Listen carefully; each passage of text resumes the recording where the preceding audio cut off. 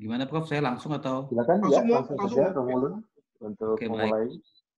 Baik Bapak Ibu, saya akan share screen kuliah online ini. Gitu ya. Ini sharing session kuliah online. Saya lebih senang memberi judul sebagai sharing pengalaman gitu karena bukan pertama-tama kuliah yang sangat terstruktur. Anyway, kita lihat nanti ini akan mengarah kemana gitu ya, pada session ini. Waktu yang diberikan kepada saya 2 jam, waktu yang diberikan kepada kita 2 jam, tapi tenang saja, saya pengikutnya Yusuf Kala, lebih cepat lebih baik, maka nggak akan sampai 2 jam, saya yakin itu ya. Ini kenapa nggak bisa lanjut nih, enter. Diklik di tab-nya saja. Pakai klik. Ya. Bisa ya? Ini biodata saya lagi di Sydney. Saya lahir di Jakarta 6 Juni 82. Saya lahir di Halim, anak kolong, anak tentara. Jadi agak-agak belagu katanya, nggak apa-apa. Dan saya lulusan di Seminari Menengah Wacana Bakti, Jakarta, melanjutkan pendidikan tinggi di Seminari Tinggi Keuskupan Agung Jakarta Cempaka Putih, dan Seminari Tinggi Santo Paulus Kentungan. Saya ditabiskan sebagai imam tahun 2010. Saya studi di STF Triatara, lalu kemudian magister teologi kontekstual di Sanata Dharma Kentungan dan Universitas Indonesia, MMFEUI, lulus tahun 2014. Saya mengajar, saya juga masih faculty member BINUS University dan dosen luar biasa STF Triatara untuk mata kuliah penelitian sosial. Lalu tugas perutusan parokial, 2 paroki pernah saya bertugas, paroki Pejompongan, paroki yang sangat mini, Kristus Raja, umatnya di bawah 1000, harusnya Kristus biji sesawi katanya. Lalu kemudian paroki Kelapa Gading, Yakobus, paroki yang sangat besar. Dan saya terakhir kali sebelum saya bertugas di Australia, saya menjadi direktur Pusat Pastoral Samadhi. Transisi dari Rumah Retret Samadhi ke Pusat Pastoral, transisi dari penggembalaan oleh pastor-pastor Yesuit, Romo Sadioko terakhir, ke saya, Pastor Projo. Lalu awal Februari 2017 saya diutus dan saya berangkat ke Australia, saya menempuh studi untuk melanjutkan tugas perutusan studi untuk ilmu yang agak aneh untuk seorang pastor, yaitu manajemen sumber daya manusia. Jadi saya ambil di QT Business School di Brisbane. Dari beberapa univ yang menerima dan beberapa yang tidak menerima di Australia, gitu, saya pilih yang rankingnya paling tinggi, tanggung gitu. Jadi saya ambil di QT Business School. Saya di QT tahun pertama itu tahun matrikulasi, saya dapat gelar postgraduate diploma, membuat tesis kecil, dan sesudah itu lanjut doktoral. Jadi sekarang saya di tahun kedua, tahun ketiga doktoral. Nanti sesudah session presentasi, Bapak Ibu boleh tanya apa saja. Romo, Bapak Ibu, frater, boleh tanya apa aja. Asal jangan nanya kapan studinya selesai, itu agak sensitif gitu ya. Jadi mohon itu dicatat, jangan nanya kapan studinya selesai. Anyway, sekarang saya saya dari Februari 2017, saya sudah 3 tahun lebih di Australia. Di sini sabda telah menjadi daging, berat badan saya tambah 12 kilo, puji Tuhan. Karena cuma kerjain makan, ngetik gitu ya. Ya sudah. Dan saya berada di bawah bimbingan Profesor Cameron Newton dan Profesor Vicky Browning. Penelitian saya mengenai sumber daya manusia di Gereja Katolik, para imam. Jadi penelitian saya itu mengenai para imam, gitu. Performance management dan innovation. Gitu. Nanti akan jadi seperti apa, kita lihat Roh Kudus akan mengarah kemana. Ini perkenalan saya. Gitu. Dan ini tempat tinggal dan tempat karya saya. Gitu ya. Di sebelah kiri adalah gereja katedral. Saya sesudah datang ke Australia 3 bulan di paroki Indoropili.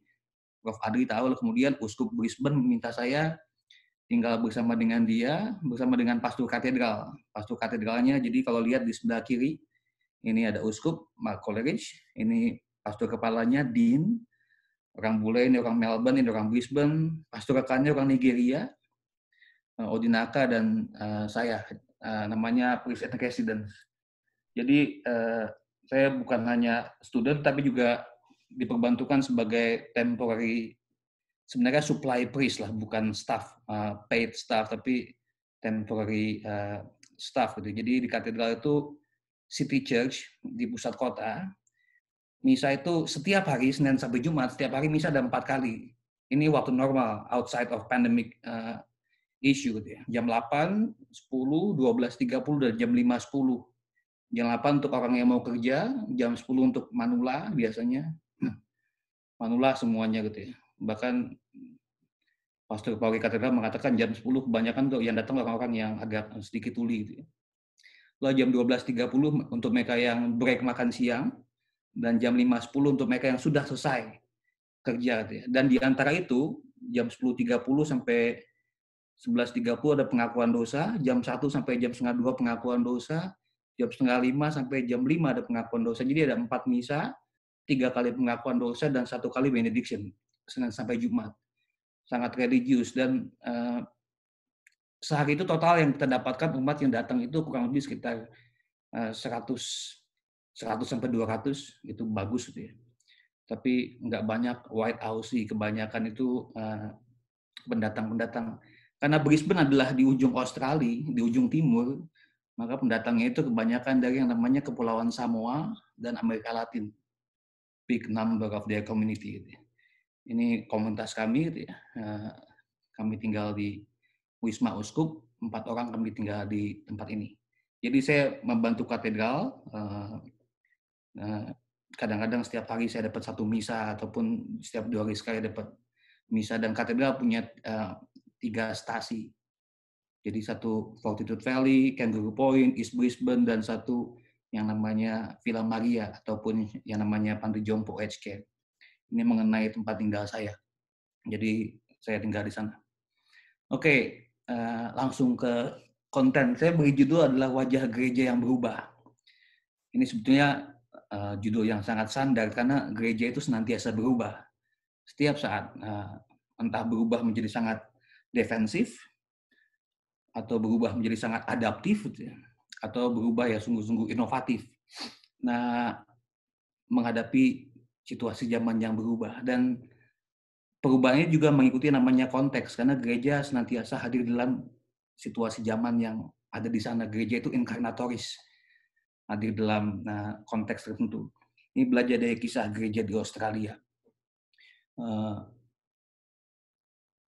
Presentasi saya flow-nya adalah seperti ini. Pertama adalah brief history, yang kemudian yang kedua data dan sedikit analisa sederhana mengenai data. Yang ketiga adalah kekayaan dan tantangan-tantangan yang ada di gereja Australia. Dan yang keempat adalah the changing, ataupun wajah gereja yang berubah seperti apa.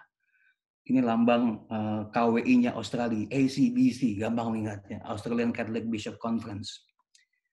Oke, kita masuk ke yang pertama, brief history. Jadi pertama-tama itu dimulai dengan yang namanya kedatangan Captain Cook, James Cook. Walaupun sebelum James Cook datang tahun 1770, sudah ada pelaut Belanda yang datang ke West Australia. Bahkan pelaut Portugal pernah ke utara Australia. Tapi James Cook itu datang di East South Coast yang adalah Sydney gitu ya, tahun 1770. Lalu membawa begitu banyak tahanan dari kerajaan Inggris, banyak tahanan untuk Irlandia, Wales, Scottish, Skotlandia, gitu ya. Dan untuk kejahatan-kejahatan ya sederhana maupun kejahatan-kejahatan politis, gitu ya.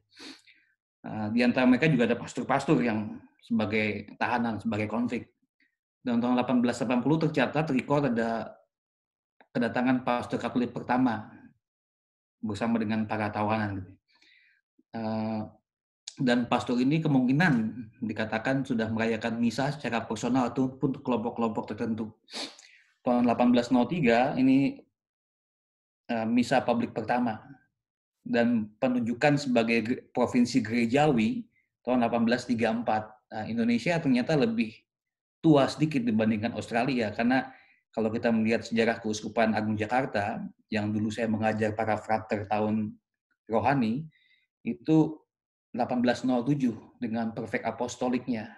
Tapi Australia ini 1834 dengan John Paulding sebagai vikar apostolik. Jadi tahap-tahap pembentukan provinsi gerejawi adalah perfect apostolik, kemudian vikar apostolik, kemudian baru yang namanya uskup.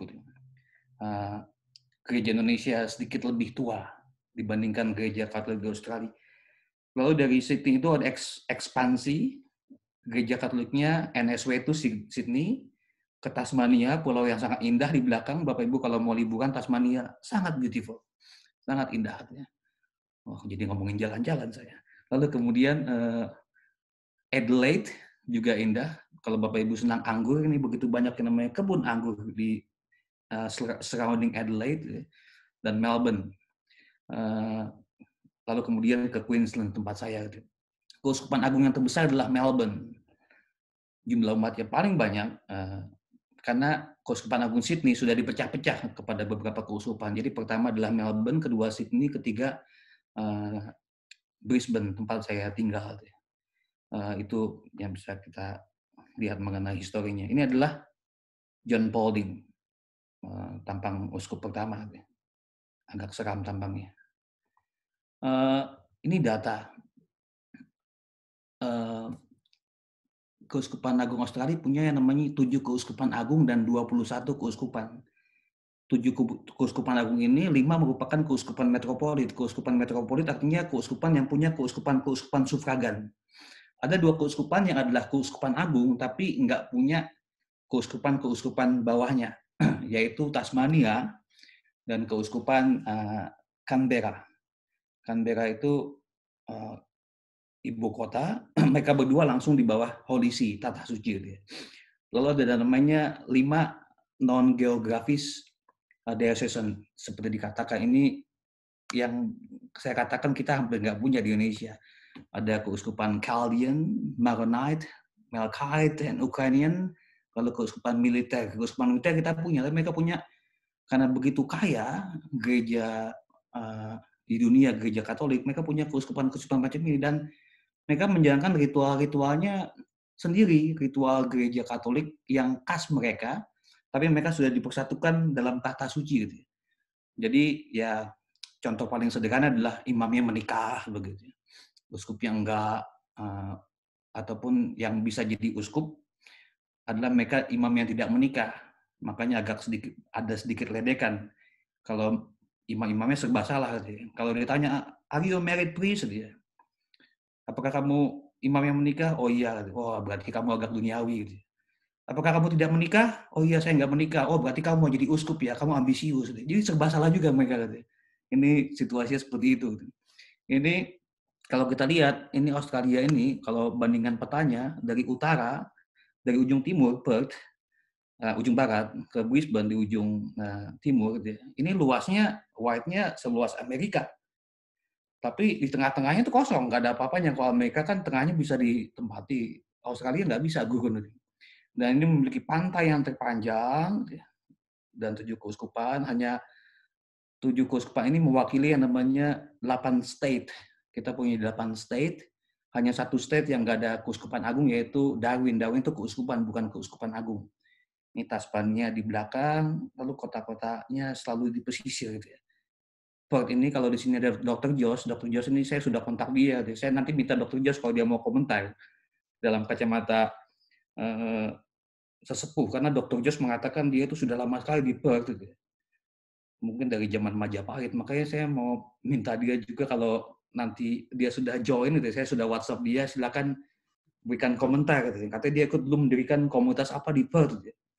Kalau kita bisa lihat ini along the East Coast itu kota-kotanya sendiri rapi gitu ya, berjejer. Hanya Perth yang agak terisolasi gitu ya. Makanya cocok Dr. Josh di sana. Gitu. Semoga Dr. Josh bisa mendengar saya ini ngecekin dia karena dia seringkali ngecek kita kan di grup ya. Ini mengenai Dr. Josh. Salam damai Dr. Josh, mengampuni 70 kali 7 kali. Lalu ini mengenai data. Lalu gerejanya begitu banyak imigran. Data pemerintah Australia mengatakan di NSW, yaitu di sini Sydney dan sekitarnya, populasi imigran terbesar yaitu adalah didominasi oleh Oriental. Ketika mereka mengatakan Oriental berarti orang-orang dari China, orang-orang dari Asia Timur. Itu di NSW. Makanya Bapak Ibu nggak usah heran kalau ke Sydney hampir di setiap lampu merah mendengar orang pakai logat Cino Surabaya itu banyak di sana. Gitu. Ataupun orang-orang Oriental. Sementara di Melbourne, di selatan, data imigran terbanyak adalah Indian. Jadi kadang-kadang mereka mengekskludkan India dari yang namanya Asia. Dan di sebelah Brisbane yang ketiga, ini adalah kebanyakan datanya adalah orang-orang Kepulauan Pasifik di sini, di daerah Kepulauan Pasifik yang dekat dengan Papua Nugini. Kadang-kadang kita mendapatkan mereka sebagai the noisy neighbor, Vanuatu yang senantiasa ngomong mengenai Papua Merdeka. Gitu. Jadi kadang-kadang kami menyebut mereka the noisy neighbor gitu ya, di Vanuatu dan lain sebagainya. Ini datanya. Data yang kedua, ini data tahun 2016. Sensus lagi tahun 2021. Gitu ya. Kita nggak lihat nanti 2021 akan hadir seperti apa. Gitu ya. Menarik ini ya. Saya akan membandingkannya, data harus dilihat dalam sensus, harus dilihat dalam perbandingan. Itu hipotesa saya. Gitu. Katolik masih nomor 1. Tapi mereka yang di tahun 2000 ada pilihan untuk tidak beragama atau tidak mau mengidentifikasikan dirinya pada kelompok agama tertentu. Mereka yang mengaku diri tidak beragama itu meningkat dari 22,6% menuju 29,6% di tahun 2016, dari 2011 ke 2016. Jadi mereka itu nomor 1 sebagai, saya nggak mengatakan mereka ateis, mereka hanya nggak mau diafiliasikan dengan kelompok manapun. Free thinker, agnostik, bebas, sekularis, dan lain sebagainya. Lalu yang mengaku diri sebagai orang Katolik itu turun dari 25% ke 22,6%.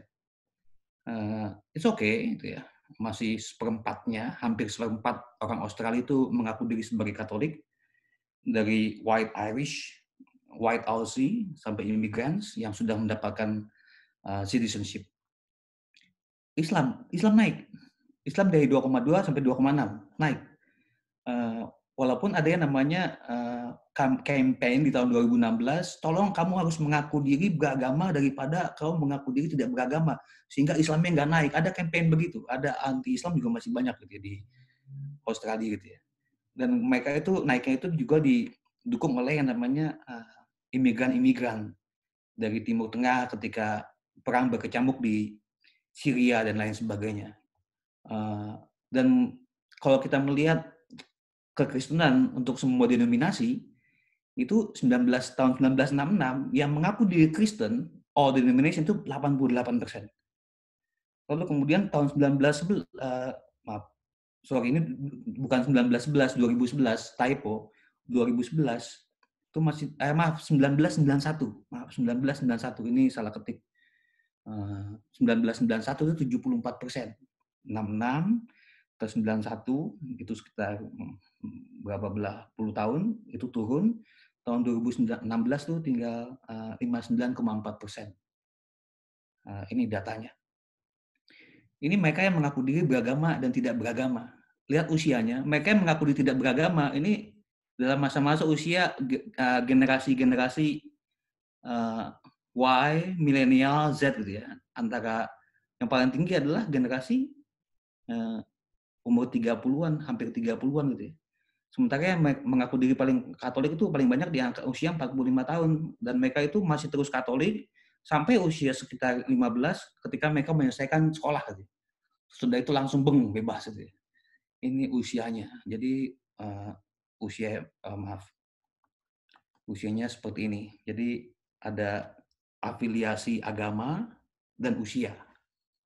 Berdasarkan di Australia sensus tahun 2016. Data senantiasa berbicara, makanya menarik sekali gitu ya.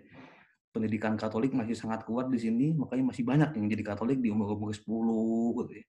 15, kemudian habis itu udah 20 udah declining. Saya akan memberikan sedikit analisa singkat. Why? Ini hipotesa ya, analisa singkat itu hipotesa, belum diuji kebenarannya. Silakan kalau mau yang mengambil doktoral ataupun riset mengenai ini, silahkan gitu ya. Saya ambil gambar ini, gambar kesukaan saya. Ini gereja yang berubah ya, zaman dahulu tahun 2000 sebelum Konsili Vatikan kedua, misa biasa seperti ini gitu. Pertama-tama analisa adalah mengenai sekularisme. Yang kedua mengenai kasus yang luar biasa institutional sexual abuse di Australia. Dan yang ketiga ada kegagalan untuk beradaptasi dengan gereja yang dunia yang berubah. Saya akan masuk ke analisa pertama, sekularisme. Australia di akhir 2017 sudah melegalkan yang namanya perkawinan sejenis. Ini menang telak mereka terhadap yang mengatakan tidak gitu ya. Lalu mereka bikin spanduk. Mereka punya yang namanya luar biasa demonya, namanya Parade Rainbow, semuanya semua rainbow, aneka warna untuk equality. Mereka mengatakan some Christians are gay, gitu ya. We love love, gitu. Thank God. Gitu ya. Dan ini punya implikasi yang sangat besar bahwa pendukung-pendukung itu banyak Kristen gitu ya. Yang Katolik sendiri itu kebanyakan ignore gitu ya. Ya sudahlah gitu ya. Bukan against tapi ignore gitu ya. Diam gitu ya. Banyak juga yang namanya silent majority, nggak hanya di Indonesia tapi di Australia. Kan biasanya ada yang mendukung, ada yang menentang. Tapi orang Katolik itu banyak lebih besar pada yang namanya diam. Ya udahlah kita kan biarkanlah gitu ya. Itu nggak surprising bahwa mereka akan mendapatkan legalisasi itu. Ini hipotesa saya. Lalu ada satu atau dua denominasi gereja Kristen yang akhirnya memperbolehkan pemberkatan perkawinan di gereja mereka untuk pasangan gay atau lesbian. Ya beberapa inquiry datang ke katedral, ya. Boleh nggak kami menikah di katedral, kami Katolik, kami berdua saling mencintai, gitu ya. Oh ya, pasangan kamu bagaimana? Ya kami berdua laki-laki, gitu. Ya, saya mengatakan ya susah juga, nggak bisa. Silakan menikah secara sipil, kami sungguh menghargai pilihan kalian, tapi nggak bisa menikah secara gerejawi. Karena di Australia kan perkawinan gereja adalah perkawinan negara. Di Indonesia perkawinannya 2 tahap. Gereja kemudian sipil, atau sipil dan gereja. Di Australia itu pastor itu atau diakon memiliki hak ataupun memiliki yang namanya catatan yuridiksi untuk melakukan pencatatan sipil. Ini seperti itu. Jadi ada beberapa gereja yang demi mempertahankan umat, mempertahankan image, akhirnya juga memperbolehkan adanya perkawinan sejenis ini. Ini salah satu gerejanya. Lalu kemudian selalu bergelut kita dengan yang namanya voting mengenai euthanasia, voting mengenai aborsi dan lain sebagainya. Maka yang namanya the fall of Christian values, ataupun bukan hanya Christian values tapi nilai-nilai yang kita akui bersama dulu sangat luhur. Akhirnya ada juga less religious protection. Apa yang terjadi masalahnya ketika seorang anak mengaku diri gay lalu di sekolah Katolik, sementara sekolah Katolik punya value perkawinan itu antara laki-laki dan perempuan, itu jadi isu gitu ya. Jadi banyak yang orang mengatakan gereja Katolik nggak boleh mengeluarkan anak yang dibina oleh orang tua yang gay gitu ya. Anyway, ini masih jadi diskusi yang sangat serius itu. Ini sexual abuse, ini gambar gereja. Dan banyak gereja di Australia, terutama katedral, ini agarnya ini dikasih pita-pita begini gitu. Dukungan ataupun protes terhadap kisah sexual abuse yang begitu dahsyat di Australia. Jadi kalau melihat gereja-gereja di Australia, katedral banyak pita-pita seperti ini bukan kerjaan seksi liturgi ataupun dekorasi menjelang Paskah. Ini adalah dari mereka yang sangat menentang ataupun kecewa dengan gereja untuk setiap sexual abuse yang terjadi. Dari tahun 1980 sampai 2015 adalah lebih dari 4.000 victims. Ini korbannya. Melibatkan, ini hasil dari Royal Commission for the Institutional Sexual Abuse. Bahkan Australia itu punya namanya komisi tertentu independen. Mungkin kalau di Indonesia namanya pansus kali ya. Pansus, ya, panitia khusus dari DPR. Tapi ini royal, tingkatnya adalah kerajaan dari Inggris juga. Yang hasilnya seperti ini. Gitu. Melibatkan 1.900 pelaku, 32 adalah bruder, 30% pastor, 29% adalah orang awam yang bekerja di gereja Katolik, institusi gereja Katolik, 5% adalah sisters. Ini begitu banyak kisahnya dan kisahnya sangat mengerikan. Beberapa pastor itu end up in prison sampai sekarang gitu. Ya, off the record keuskupan sini mungkin sekitar 7 atau 8 gitu ya. Dan 7% dari Australia's Catholic priests were accused of abusing children in the 6th decade since 1950 gitu ya. Dan menarik gitu ya, karena ketika begitu seorang pastor di Australia dituduh melakukan kejahatan seksual, dia harus di step stand aside gitu. Dia harus dipinggirkan dulu, di remove fakultinya, dia nggak bisa melayani dulu sampai proses peradilannya selesai. Dan ini memakan waktu dan kita kehilangan sumber daya manusia sampai nanti dia dibuktikan tidak bersalah. Kalau dia membuktikan tidak bersalah itu butuh waktu bertahun-tahun gitu ya. Dan untuk dia kembali lagi kepada pelayanan publik pun masih susah gitu. Ada image, makanya kasihannya adalah sesudah di-accuse, dia sudah diadili secara publik sebagai seorang accuser. Ini mengerikannya gitu. Dan saya bertanya kepada uskup di sini gitu ya, untuk pastor-pastor yang di-accuse, kami ada satu pastor yang baru saja dipinggirkan, diistirahatkan untuk menghadapi tuduhan yang katanya dilakukan oleh dia 40 tahun yang silam. Bisa bayangin pastor ini usia sekarang 75 gitu ya. Siapa yang mengingat peristiwa 40 tahun yang silam gitu. Lalu saya mengatakan, apakah gereja itu mau memberikan yang namanya bantuan hukum? Enggak bisa. Gereja Katolik nggak bisa memberikan bantuan hukum kepada pasturnya yang di-accuse melakukan sexual abuse. Gitu. Lalu saya bertanya, gitu, kenapa? Gitu. Toh mereka dulu begitu berjasa untuk gereja Katolik. Nggak terhitung begitu banyak orang yang sudah dibaptis, yang khotbahnya sudah membangkitkan banyak orang, yang dia sudah merangkul banyak orang kepada gereja Katolik. Gitu ya. Begitu banyak. Gitu ya. Apakah kebaikan-kebaikan yang ia sudah buat tuh tidak dikonsider untuk memberikan bantuan hukum, mengingat lawyer fee di Australia sangat mahal. Lalu uskup sini mengatakan, begitu kami memberikan bantuan hukum, kami memiliki keberpihakan kepada orang yang dituduh. Makanya nggak bisa. Jadi dia hanya mengandalkan uangnya sendiri, ataupun yang namanya tabungannya, atau superannuation-nya, dan mengerikan. Lebih mengerikan lagi kalau sampai dibuktikan nggak bersalah. Kayak uskup bukan kardinal ya, uskup agung Adelaide retired, dia harus mengundurkan diri dari jabatannya sebagai uskup, dan selama 2,5 tahun sampai akhirnya dia mengatakan dia tidak bersalah, tapi dia nggak bisa kembali lagi sebagai uskup. Ada luka yang dalam hatinya gitu ya, untuk semua yang sudah terjadi. Ini kisah yang menyedihkan untuk korban-korban. Bahkan di Ballarat, Victoria, ada pastor yang itu predator, memperkosa lebih dari 100 anak juga ada. Jadi ini menyedihkan untuk korban, tapi juga menyedihkan untuk gereja. Jadi sangat ngeri gitu ya. Paling gampang, mau membuat seorang pastor nggak punya alasan misal, tuduh aja dia sexual abuse. Langsung diserang. Ini lalu pertanyaannya adalah, saya dulu ditanya di Asia seperti apa? Ini hanya sharing sedikit. Gitu ya. Di Asia banyak nggak? Di Indonesia banyak nggak? Saya bilang saya yakin ada, tapi mungkin nggak sebanyak Australia. Dan mungkin yang kedua adalah media tidak memblow up-nya dengan dua hipotesa. Satu, unsur kebapaan, dimediasi, didamaikan, jangan lagi ya, seperti itu gitu ya.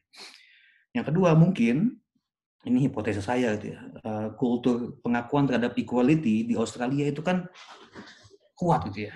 Mereka ignorance terhadap yang namanya orang-orang yang punya kecenderungan berbeda, orientasi seksual yang berbeda. Sementara di Indonesia, sejak dari seminari, kalau ada namanya, ini pengalaman saya, lagi-lagi limited pada pengalaman saya, bukan untuk digeneralisir gitu ya. Mereka yang kelihatan punya orientasi seksual yang berbeda kan langsung di expel dari Asia, not part of us gitu ya. Maka mereka mundur dengan sendirinya gitu ya, sebelum jadi pastor gitu ya. Tapi ini perlu dibuktikan lagi gitu ya. Apakah ini yang terjadi antara kultur Asia yang sangat kolektivis dan kultur Western culture yang sangat individualis dan sangat mengakui perbedaan juga terhadap perbedaan orientasi seksual. Ini tadi why-nya. Sekarang mengenai richness, the good stories. Saya yakin senantiasa ada the good stories. Gitu ya. Selalu ada yang namanya hal yang indah di balik semua hal. Gitu ya. Ada beberapa hal yang uh, saya pelajari adalah kekayaan di gereja Katolik Australia. Gitu ya. Kaya itu kan kata sifat, dan kata sifat itu kan senantiasa dalam perbandingan. Makanya juga ada kekayaan yang tidak saya dapatkan di Indonesia, ataupun di Australia lebih dibandingkan Indonesia, yang saya yakin akan memperkaya gereja Katolik Indonesia dalam banyak hal. Pertama mengenai partisipasi perempuan, yang kedua multicultural church, yang ketiga tanda kutip richness in hierarchy, yang keempat strong Catholic education. Saya akan membahasnya sedikit, kecuali dua yang terakhir, strong Catholic education, karena sekolah-sekolah Katolik itu juga dapat funding dari pemerintah dan sangat terkenal. Makanya kalau dapat padanannya ketika pemerintah Australia ngomong mengenai school, mereka ngomong state school and Catholic school, karena itu sangat bersejarah. Lalu keterlibatan awam dalam peran kepemimpinan di gereja itu banyak gitu. Kalau di Indonesia kan ekonom selalu pastor, gitu. Di sini ekonom selalu awam yang lebih pakar. Ini saya ngomong pertama participation of women. Jadi di Australia itu ada beberapa hal yang buat saya menarik gitu ya. Ada namanya National Office for the Participation of Women, yang sadly tahun ini sudah ditutup. Gitu. Lalu ada Leadership Program for Catholic Women yang dibiayai oleh KWI-nya Australia dan ACU, sebuah universitas Katolik di Australia gitu ya. Ini peserta-pesertanya gitu ya. Dan dua orang dari mereka adalah orang Indonesia gitu ya. Ini mereka adalah tahun pertama untuk leadership program for Catholic Women, dan program ini sudah diakui oleh Vatikan sebagai program pengembangan ataupun kaderisasi kepemimpinan yang wow, yang diakui dan dipuji oleh Vatikan. Lalu di Australia ada suster-suster yang pertama menjadi yang namanya VCAP. Ini Vicar of Religious. Gitu. Ini posisinya tuh mirip-mirip dengan yang namanya Romo Edi Mulyono atau dulu Romo Andang lah. Wakil uskup dalam hal religius. Lalu ada namanya perempuan yang menjadi parish director. Dalam tanda kutip menjadi pastor kepala, sementara pastornya itu bukan cuma ya, untuk pelayanan sakramen. Jadi suster ini run the parish. Ini hanya ada di Australia. Di Indonesia itu kultur patriarkalnya sangat kuat. Bahkan di Australia ada namanya Council of Consultants ataupun para pendamping uskup dalam menentukan kebijakan. Di keuskupan sini ada perempuan. Jadi keterlibatan mereka dalam beberapa hal dibandingkan Indonesia sudah luar biasa. Dan juga lebih banyak perempuan yang lulus studi teologi dibandingkan laki-laki. Laki-laki di Indonesia kan menguasai teologi karena mereka terafiliasi dengan keuskupan, seminari, ataupun tarekat. Di sini enggak. Gitu ya. Perempuan-perempuan tuh lebih banyak yang adalah teolog dibandingkan laki-laki, karena sesudah itu mereka lanjut terus, sementara yang lain yang laki-laki tahbisan jadi imam gitu. Dan ongoing effort for more recognition in church leadership. Jadi walaupun ada beberapa hal yang positif, tapi terus-menerus butuh ataupun tempat ataupun more recognition dari gereja untuk leadership dan mission. Ini seorang suster yang saya kenal, yang menjadi, kita menyebutnya bukan Sister Carrie, tapi Father Carrie, karena dia dalam tanda kutip pastor paroki. She runs the parish. Gitu.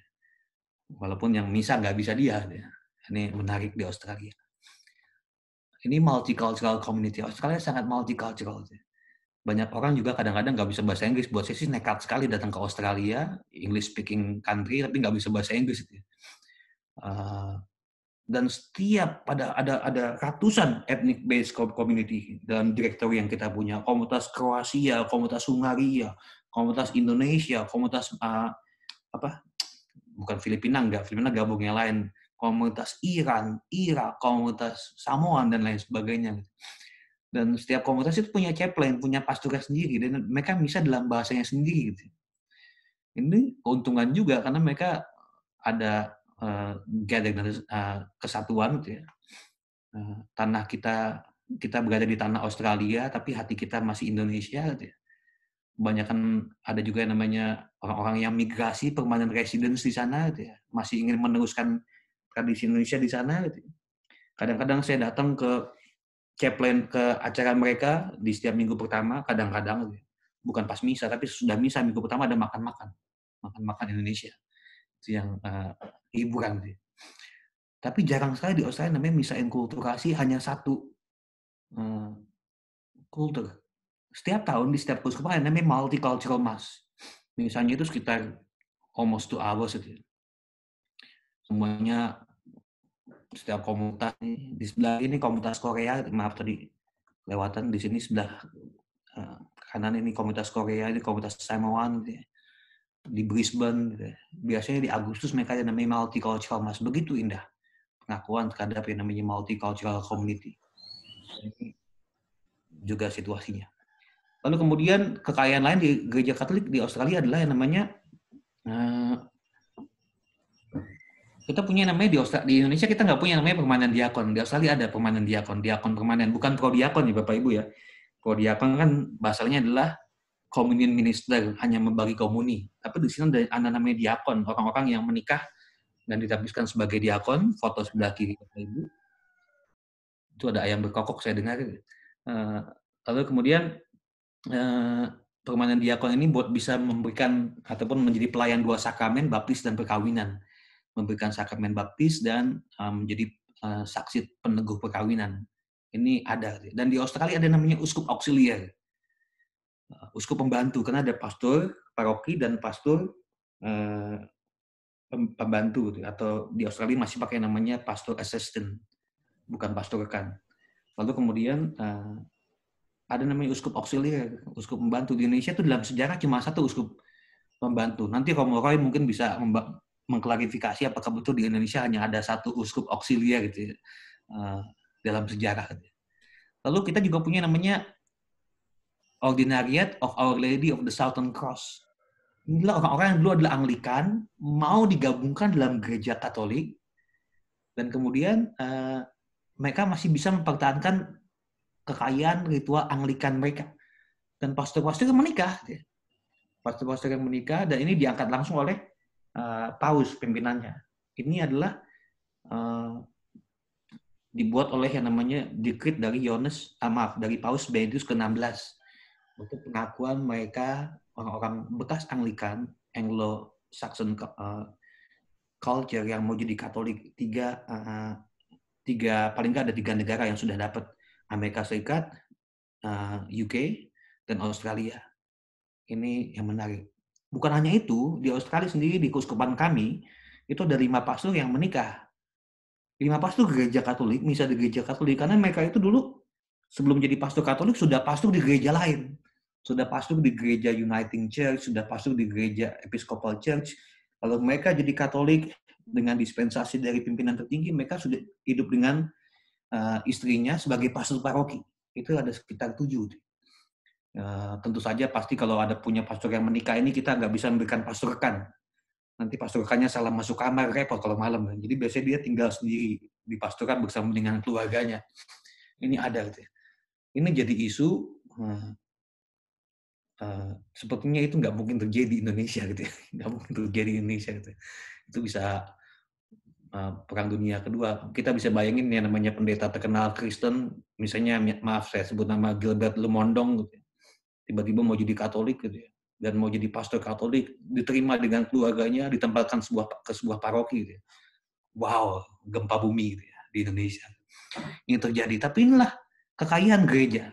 Bukan hanya boleh nggak boleh, tapi ini masalah kekayaan gereja yang di-acknowledge, yang bisa kita lihat. Challenges. Challenges-nya buat saya ada 4 ya. Pertama, regaining trust, gereja yang kosong. Yang kedua, finance issue. Ini Romo Roy jago nih, finance issue. Romo Suwa tadi kalau kita ngomongin mengenai bisnis model yang berbeda. Yang ketiga, maintaining diversity. Dan yang keempat, kekurangan pastor. Saya akan lihat ya, saya akan kupas hanya 2. Ini tingkat kehadiran dalam perayaan Ekaristi. Tahun 1947 yang datang itu masih 63% dari total Katolik. Tahun 2011 hanya 10,6%. Terus tahun 54 sempat naik karena ini adalah kebangkitan habis Perang Dunia Kedua. Turun lagi, turun lagi, turun lagi, turun lagi. Inilah wajah gereja. Jadi ya sekularisme tadi saya katakan, lalu mengenai sexual abuse dan lagi. Tapi lagi-lagi bagaimana kita mencoba mendapatkan kepercayaan lagi, datang lagi ke dalam gereja. Ini angka-angka yang akan lebih banyak berbicara kalau ada studi khusus mengenai ini. Sekularisme dan lain sebagainya. Dan saya yakin sudah ada studi khusus mengenai declining rate of the mass attendance in Australia yang terlalu luas. Kalau nanti saya kutip, ada berbagai macam sebab yang dihadirkan. Ini untuk weekly attendance. Dan setiap tahun di Australia, saya nggak tahu di Indonesia, ada namanya counting week. Di minggu itu akan dihitung umatnya. Jadi pas persembahan, habis khotbah, romonya ngomong, Bapak Ibu, kita di counting week, all over Australia, kehadiran Bapak Ibu dihitung. Jadi petugasnya pakai counting week, tuk, tuk, tuk, tuk, kayak pramugari ngitung. Jadi seperti itu. Jadi saya berharap ketika ada counting week, mereka datang bawa tetangga-tetangganya dan lain sebagainya. Ini menarik. Jadi angka ini ada.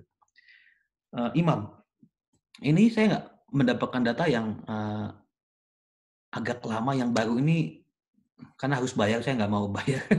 Student prof, maaf gitu ya. Number of priests in Australia tahun 2018 itu 2.900. Tahun 2019 ini perbandingannya 2.947, turun sedikit. Diocesan priest dari hampir mirip-mirip angkanya, dan juga religious priest juga mirip-mirip angkanya. Tapi jangan salah, di tahun 2000 kehadiran angkanya itu hampir mirip-mirip karena apa? Survive dengan overseas priest. Di katedral itu pasukannya orang Nigeria yang sekarang sudah mendapatkan citizenship. Ini di bawah sini adalah pastor-pastor dari Nigeria yang bekerja di Keuskupan Agung Brisbane. Ada yang inkardinasi akhirnya seumur hidup, ada yang kontrak 3-6 tahun. Dan pastor-pastor religious order kebanyakan dari India. Karena dan beberapa keuskupan akhirnya punya kebijakan narik seminaris-seminaris ataupun frater-frater. Sebagian studinya diselesaikan di Vietnam 5 tahun, datang ke Australia studi lagi 6 tahun baru tabisan, supaya ada inkulturasi terhadap gaya Australia. Jadi ini survive dengan overseas priest. Di Brisbane kita punya 5 pastor Indonesia, saya, lalu kemudian pastor Yesuit 1 studi, di QT juga mengenai social entrepreneurship, CU, Romo Marwan. Lalu ada 1 pastor chaplain Indonesia dari Medan, Kapusin. Ada 2 pastor SVD dari Flores yang bertugas sebagai pastor kepala di 1 paroki dan pastor rekan di paroki lain. Dan kalau yang namanya misa krisma itu banyak pastor yang namanya black hair priest, pastor rambut hitam, dan semakin sedikit yang pastor bule. Ini saya sedikit gambarnya yang menarik gitu. Tahun 2009 ini data lama tapi menarik lah. Ini pastornya itu yang paling banyak adalah usia 70 sampai 79 dan 80 years over. Bahkan di Brisbane juga kami begitu. Di bawah 60 tuh masih lumayan lah. Mungkin normal distributionnya adalah 50 sampai 65. Normal distribution atau 55 sampai 65 yang di tengahnya gitu ya. Tapi sangat sedikit yang muda-muda. Lalu di sini ada data juga tahun 2011 yang nggak beda jauh, ini tahun 2012 ada paroki-paroki yang tanpa kehadiran pastor tuh 7,4% di Australia. Tanpa pastor. Ada paroki-paroki yang berbagi pastor. Jadi Indonesia itu sebenarnya dimanja, Bapak Ibu. Ada 1 paroki pastornya 3, 4. Di Australia 1 pastor buat 3 paroki ada. Paroki Balimba di dekat sini itu menangani 2 gereja. Bahkan karena pastornya kurang, ada 6 paroki dijadiin 1. Kadang-kadang kita menyebutnya 6 pack of Coca-Cola. Coca-Cola kan isinya 6 biasanya gitu. 6 paroki. Karena pastornya nggak ada. Jadi parokinya di shrink gitu.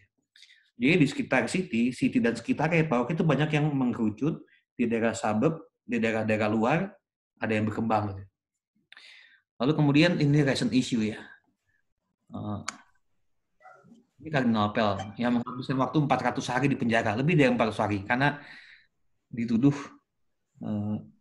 memperkosa ataupun meminta seorang anak putra altar, choir boy, penyanyi, melakukan oral seks di sakristi gitu. Sesudah misa hari Minggu.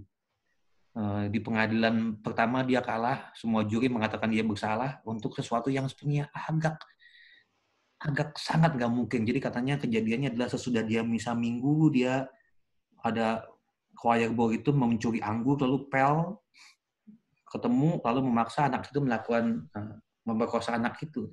Agak nggak mungkin, itu agak nggak mungkin karena terjadi di hari Minggu gitu. Hari Minggu sesudah misa. Dan Kardinal Pell ini harus pulang dari Roma. Kardinal Pell adalah Vicar of Economic Issue untuk Pope Francis. Dia harus pulang. Akhirnya di pengadilan tingkat kedua dia kalah juga. 2-1, 2 juri itu mengatakan dia bersalah, 1 enggak. Dan akhirnya kemarin baru 2 minggu lalu dia dibebaskan oleh Mahkamah Agungnya Australia. 7-0.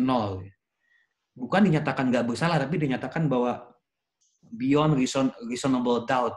Artinya harus ada keraguan bahwa dia bersalah. Ini bahasa hukumnya memang agak abu-abu. Mahkamah Agung tidak menyatakan dia tidak bersalah, tapi harus ada keraguan bahwa dia ini bersalah. Bisa dibaca. Saya bukan orang hukum, tapi kurang lebih saya mengerti lah. Ini mengubah wajah Australia juga ini isunya, karena banyak orang-orang konservatif mengatakan kita menang gitu. Tapi orang-orang yang menjadi korban mengatakan bahwa kami nggak lagi didengarkan dan lain sebagainya. Yang kedua adalah namanya redress scheme. In brief, redress scheme itu adalah yang namanya kompensasi untuk orang-orang yang menjadi korban pelecehan seksual. Dan nilainya besar. Dan gereja akan jadi miskin karena ini. Saya bertanya, wow itu gede sekali uangnya untuk satu orang. Kurang lebih satu orang 1,5 M. Kalau dia terbukti, lalu kemudian nggak mau melanjutkan ke tingkat pengadilan. Kalau ke tingkat pengadilan, gereja bisa lebih bangkrut. 1,5 M gitu ya. Lalu uskup sini mengatakan, yeah, we will going to be poor in money, but we will be rich in other parts. Itu seperti itu. Gereja Katolik mengatakan redress scheme kami mau gitu ya. Karena memang bersalah. Kan bersalahnya tuh pada abusernya dan juga pada yang namanya lack of management gitu ya. Hanya dipindah-pindahin aja gitu ya. Korbannya bertambah dan menyebar gitu ya. Dimutasi gitu ya. Lalu yang ketiga, seal of confession. Ini senantiasa diomongin. Jadi recommendation dari Child Abuse, Royal Commission of Child Abuse gitu ya.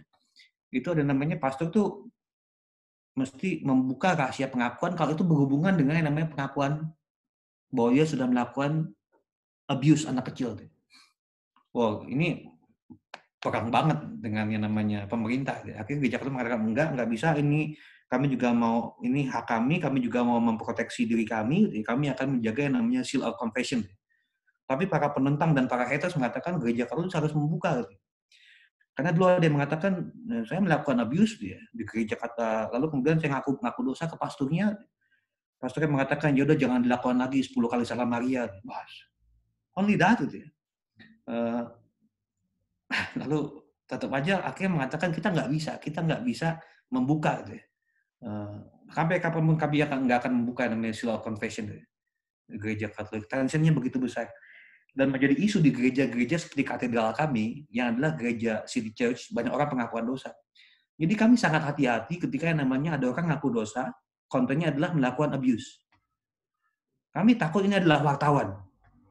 Saya abuse, saya perkosa. Gitu. Kalau kita mengatakan, ya adalah jalan salib gitu ya. 50 kali setiap hari, gitu. Sampai mati. Kami agak khawatir dulu ketika ini begitu banyak idenya. Gitu. Kalau ada wartawan pakai recording gitu ya. Dan besoknya masuk headline. Inilah hukuman abuser dari gereja Katolik. Wah, plok. Jadi ini ya dijebak. Jadi harus hati-hati banget. Saya mengatakan aja mudah-mudahan di ruang pengakuan dosa ada sensor untuk yang namanya recorder. Gitu. Nah, jadi sangat fragile. Gereja Katolik sangat fragile. Dan yang keempat, ini adalah namanya Plenary Council 2020 tahun ini, sepertinya akan tunda karena COVID. Kita ada namanya Sidang Agung. Gereja Australia yang terakhir kali diadakan tahun 1917. Gitu. untuk mendengarkan apa yang semacam yang namanya sidang umat. What do you have in your mind? Gitu ya. Kita diskusi gitu ya. Dan kita bagikan, kita bawa ke Roma hasilnya. Gitu ya. Dan 2021 kami look forward untuk plenary council dengan perwakilan gereja-gereja di Australia sekitar 350 orang. Gitu. Dan recent issues undoubtedly adalah COVID-19. Ini mempengaruhi kami, misa online, tapi bukan hanya misa online, kami juga nggak punya pemasukan. Dikatakan oleh Komoswa. Gitu ya. Sudah gerejanya hari biasa juga sedikit, sekarang nggak punya pemasukan, makanya repot. COVID-19 ini repot. Untungnya di Australia itu pegawai-pegawai gereja Katolik masih bisa mendapatkan bantuan dari pemerintah Australia untuk mereka yang harus di stood down. Jadi COVID-19 juga mengubah ini semua. Ini recent issues. Tadi sudah dikatakan finance issue. Lalu ini transformasi. Sebelum Vatikan II, dan saya senang gambar ini gitu ya. Agak lebay sih, tapi ini fakta gitu ya. Sebelum Vatikan II, susternya seperti itu. Sesudah Vatikan kedua ada suster nyanyi gitu ya. Luar biasa di Italian Idol. Gitu ya. Gereja berubah di Australia. Nggak bisa enggak, karena situasi yang terjadi gitu ya. Saya bicara ke nomor 2, safeguarding management. Semua petugas gereja di Australia, lektor, misioner, yang tampil secara publik harus punya namanya positive blue card di bawah ini. Positive blue card adalah pengakuan bahwa dia itu ini semacam kartu surat keterangan kelakuan baik yang berkaitan dengan yang namanya anak-anak. Ketika saya datang ke Australia tahun 2017, saya diminta untuk membuat surat keterangan dari notaris ataupun polisi dalam terjemahan dalam bahasa Inggris bahwa saya tidak pernah terlibat dalam kejahatan, khususnya kejahatan seksual. Ini syarat, jadi ada safeguarding management. Senantiasa sangat kuat di Australia. Ini safeguarding management menjadi sangat isu gitu ya. Anak-anak dan pelakunya sangat dijaga. Anak-anak sangat dijaga dan pelakunya harus dijauhkan dari gereja. Lalu kemudian kita juga melihat yang namanya multikulturalisme ataupun perbedaan di dalam maupun di luar. Di dalam gereja Katolik Australia, satu hal yang saya lihat adalah dibandingkan Indonesia, sayap kanan tuh berkembang, the right wings. Mungkin karena mereka nggak bisa adapt dengan the changing world. Dan ini radikalisme yang muncul dari namanya ketidakmampuan untuk berkembang ataupun terlibat ataupun mengikuti perkembangan zaman. Beberapa memang tidak banyak, tapi ada orang-orang yang tidak mau komuni dengan tangan. Bahkan dulu Australia kan pas di awal-awal COVID-19, kita mengatakan kita buat peraturan komuni hanya dengan tangan. Gitu. Mereka nggak mau, mereka cuma minta berkat. Gitu. Daripada mereka komuni dengan tangan, mereka cuma menerima berkat. Segitunya. Gitu. Itu yang terjadi. Gitu. Lalu juga embracing diversity dengan kelompok-kelompok luar, Yahudi dan Islam yang agak kuat sekarang. Gitu. Dan akhirnya juga pastoral creativity yang hadir. Gitu. Saya tunjukin yang namanya ini di Indonesia, gitu ya. Di Australia, gitu ya. Tap and pray. Jadi di setiap tempat doa di katedral, gitu ya. Tinggal tempel kartunya. Ini semacam imani, gitu ya. Bisa. Saya nggak tahu, saya udah meninggalkan Indonesia 3,5 tahun, belum ada sih begini. Mungkin sekarang sudah ada gitu, kalau mau nyumbang tinggal imani. Gitu. Lalu ini kalau kolektor persembahan nggak lagi pakai kantong, tapi pakai ini. Gitu. Koin jadi tempel tip gitu ya. Itu banyak pastoral creativity. Jadi gereja Katolik Australia berubah gitu ya. Agak miskin sekarang. Lalu gereja dari namanya White Anglo-Saxon menjadi gereja yang agak Asian dan agak Samoan, agak Latin American. Gitu ya. Gereja yang juga sangat fragile dari gereja yang berkuasa. Gitu ya. Tapi kita moving towards the future. Dan mudah-mudahan Plenary Council 2020 bisa menjadi sarana untuk menjawab itu semua. Wabillahi taufiq wal hidayah. Wassalamualaikum warahmatullahi wabarakatuh. Terima kasih. Luar biasa. Romo, terima kasih. Ini merupakan pengayaan yang tidak kita mudah dapatkan kalau tidak dari seorang Romo yang betul-betul berada di tempat dan sangat menguasai, bahkan tidak cuma menguasai by experience, tapi juga mengeksplorasi data. Luar biasa, sebagai pandangan yang jauh berbeda daripada yang tradisional dikenali di negeri sendiri.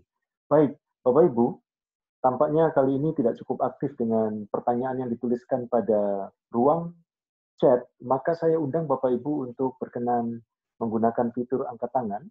Namun sebelumnya supaya memudahkan saya bisa melihat data, Romo Ulun tolong di stop share dulu, Romo Ulun. Sudah.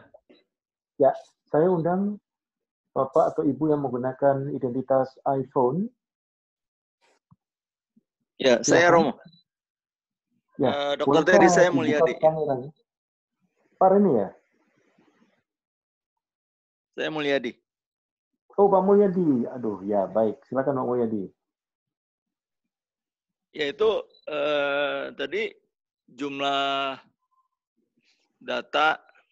Selamat sore dulu, Romo Ulun. Kita udah lama banget nggak ketemu nih.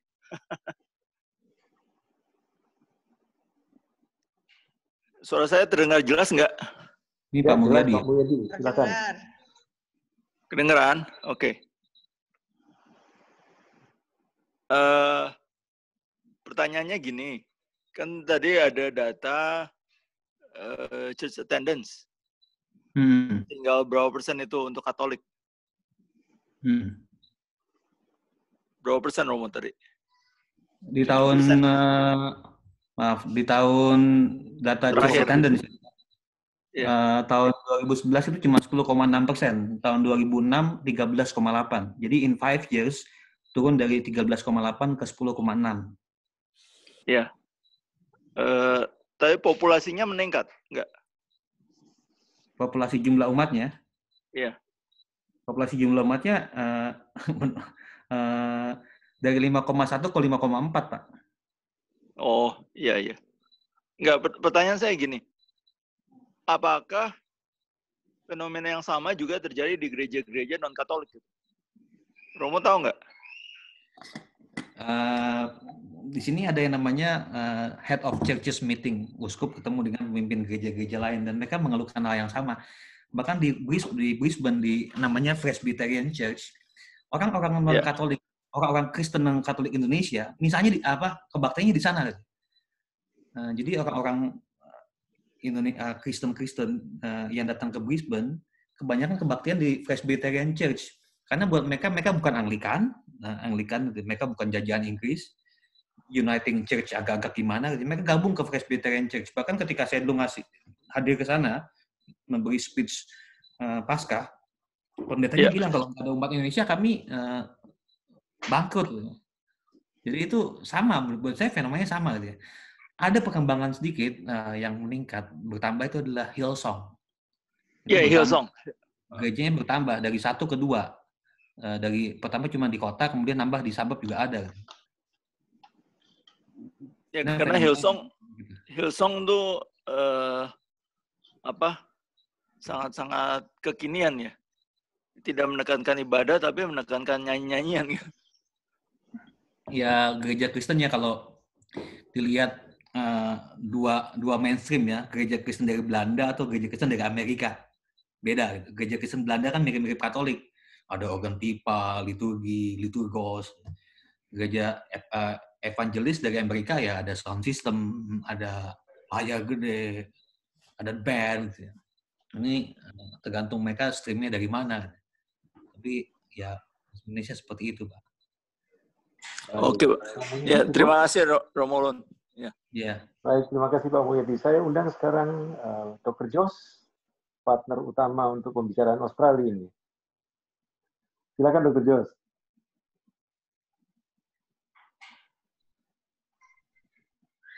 Dr. Jos. Saya tabrakan ini, saya unmute, tapi Dr. Jos sudah nabrak. Dr. Jos? Coba Dr. Jos sendiri sabun dia, Romo Dr. Jos. Oke, itu sudah. Dr. Jos.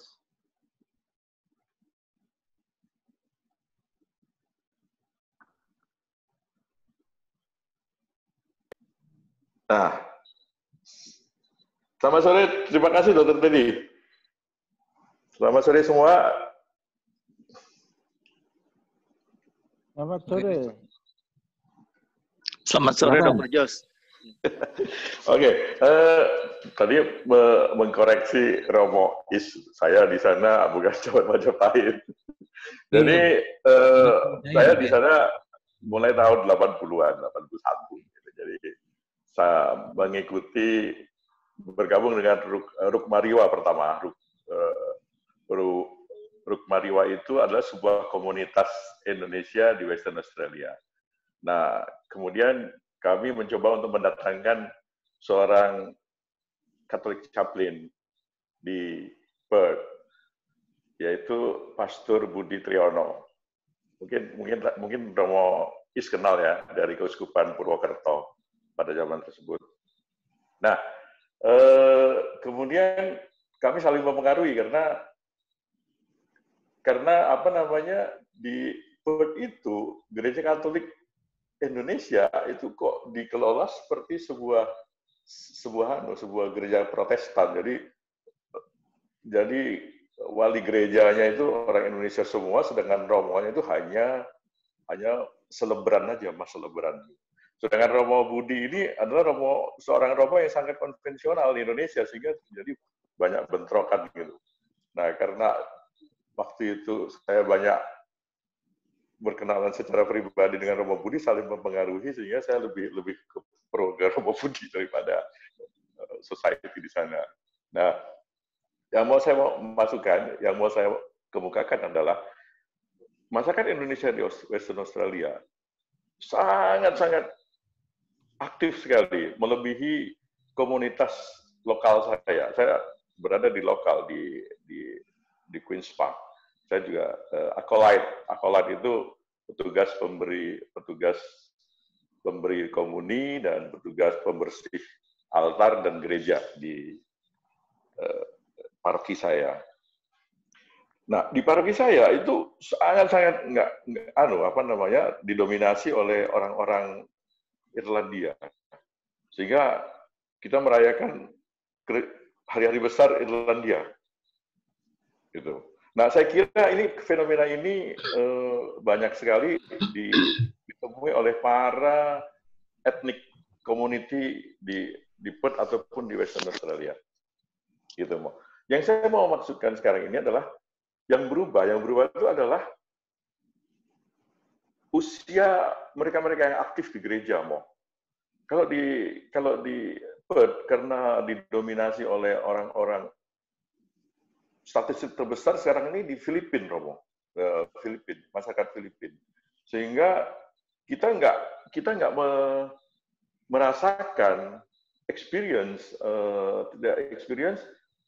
decline daripada mass partisipan itu, Romo. Kalau di Perth itu, memang kalau kita melihat secara nyata bahwa White Aussie-nya itu memang sangat-sangat menurun sekali. Tapi Asian Aussie, kemudian Black Aussie, Samoan Aussie, segala macam itu lebih banyak dibandingkan dengan. Jadi kita melihatnya perubahannya itu perubahan apa ya? Perubahan daripada bukan declining, tapi perubahan daripada ini, Romo, daripada komposisi demografi daripada mereka-mereka yang attending the mass. Kalau di Western Australia, Romo. Karena saya pernah pergi. Kenapa, Romo? Lebih non-white, lebih multi. Ya, lebih ke non-white. Lebih ke non-white. Bahkan Black American kan banyak juga kan, karena Romo di ujung timur, saya di ujung barat kan. Jadi memang demografinya agak sedikit berbeda gitu, Romo. Kalau di sana kan lebih banyak orang Filipina karena dekat dengan Asia ya. Filipina, kemudian India, Indonesia banyak sekali Indonesia di sana. Nah, tahun 1997 saya mendirikan Menara Doa, Romo, di sana. Mungkin sampai sekarang ada ya, Romo. Waktu Romo di sana ke Perth memberikan rekoleksi, pernah dengar yang namanya TOM nggak, Romo? TOM, ya, Menara Doa. TOM. Itu Charismatic itu apa namanya? Saya sama Romo Budi. Saking dekatnya saya dengan Romo Budi, saya mempengaruhi Romo Budi ya. Begitu Romo Budi selesai tugas, dia langsung menemukan jalan kembali ke jalan yang benar, Romo. Yaitu menikah dia, Romo. Itu. Saya sangat terpukul sekali ketika keputusan Romo Budi menikah itu. Saya sangat terpukul sekali sampai sekarang, Romo. Jadi